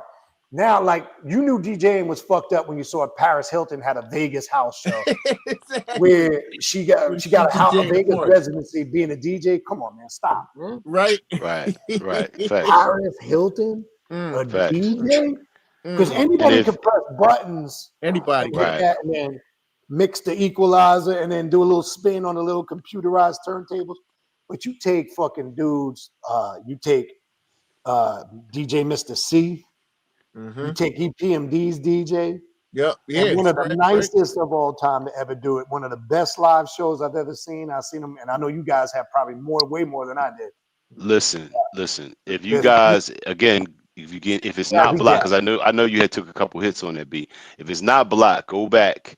I think it's our first episode of the show. DJ I crowd. showcased a lot of DJs, Yes. Philly and New York DJs from the World Supremacy. Yep. And you can see how it's actually done. You know what I mean? Yeah, watching Jeff and watching Cash. Jazzy Money, Jeff is nasty, and to this Ja- day, he still Jeff, goes live Cash, sometimes on his Instagram. Miz, And yeah. man, you talk about I mean, at that time when they were still together, I was privileged at that time to see them perform live. I saw them perform live like 5-6 times. They turned It's that amazing. motherfucker out. There's nothing like it. It's They nothing used like to it. come to New York and they used to turn New York out like it was Yeah. nothing. Yeah.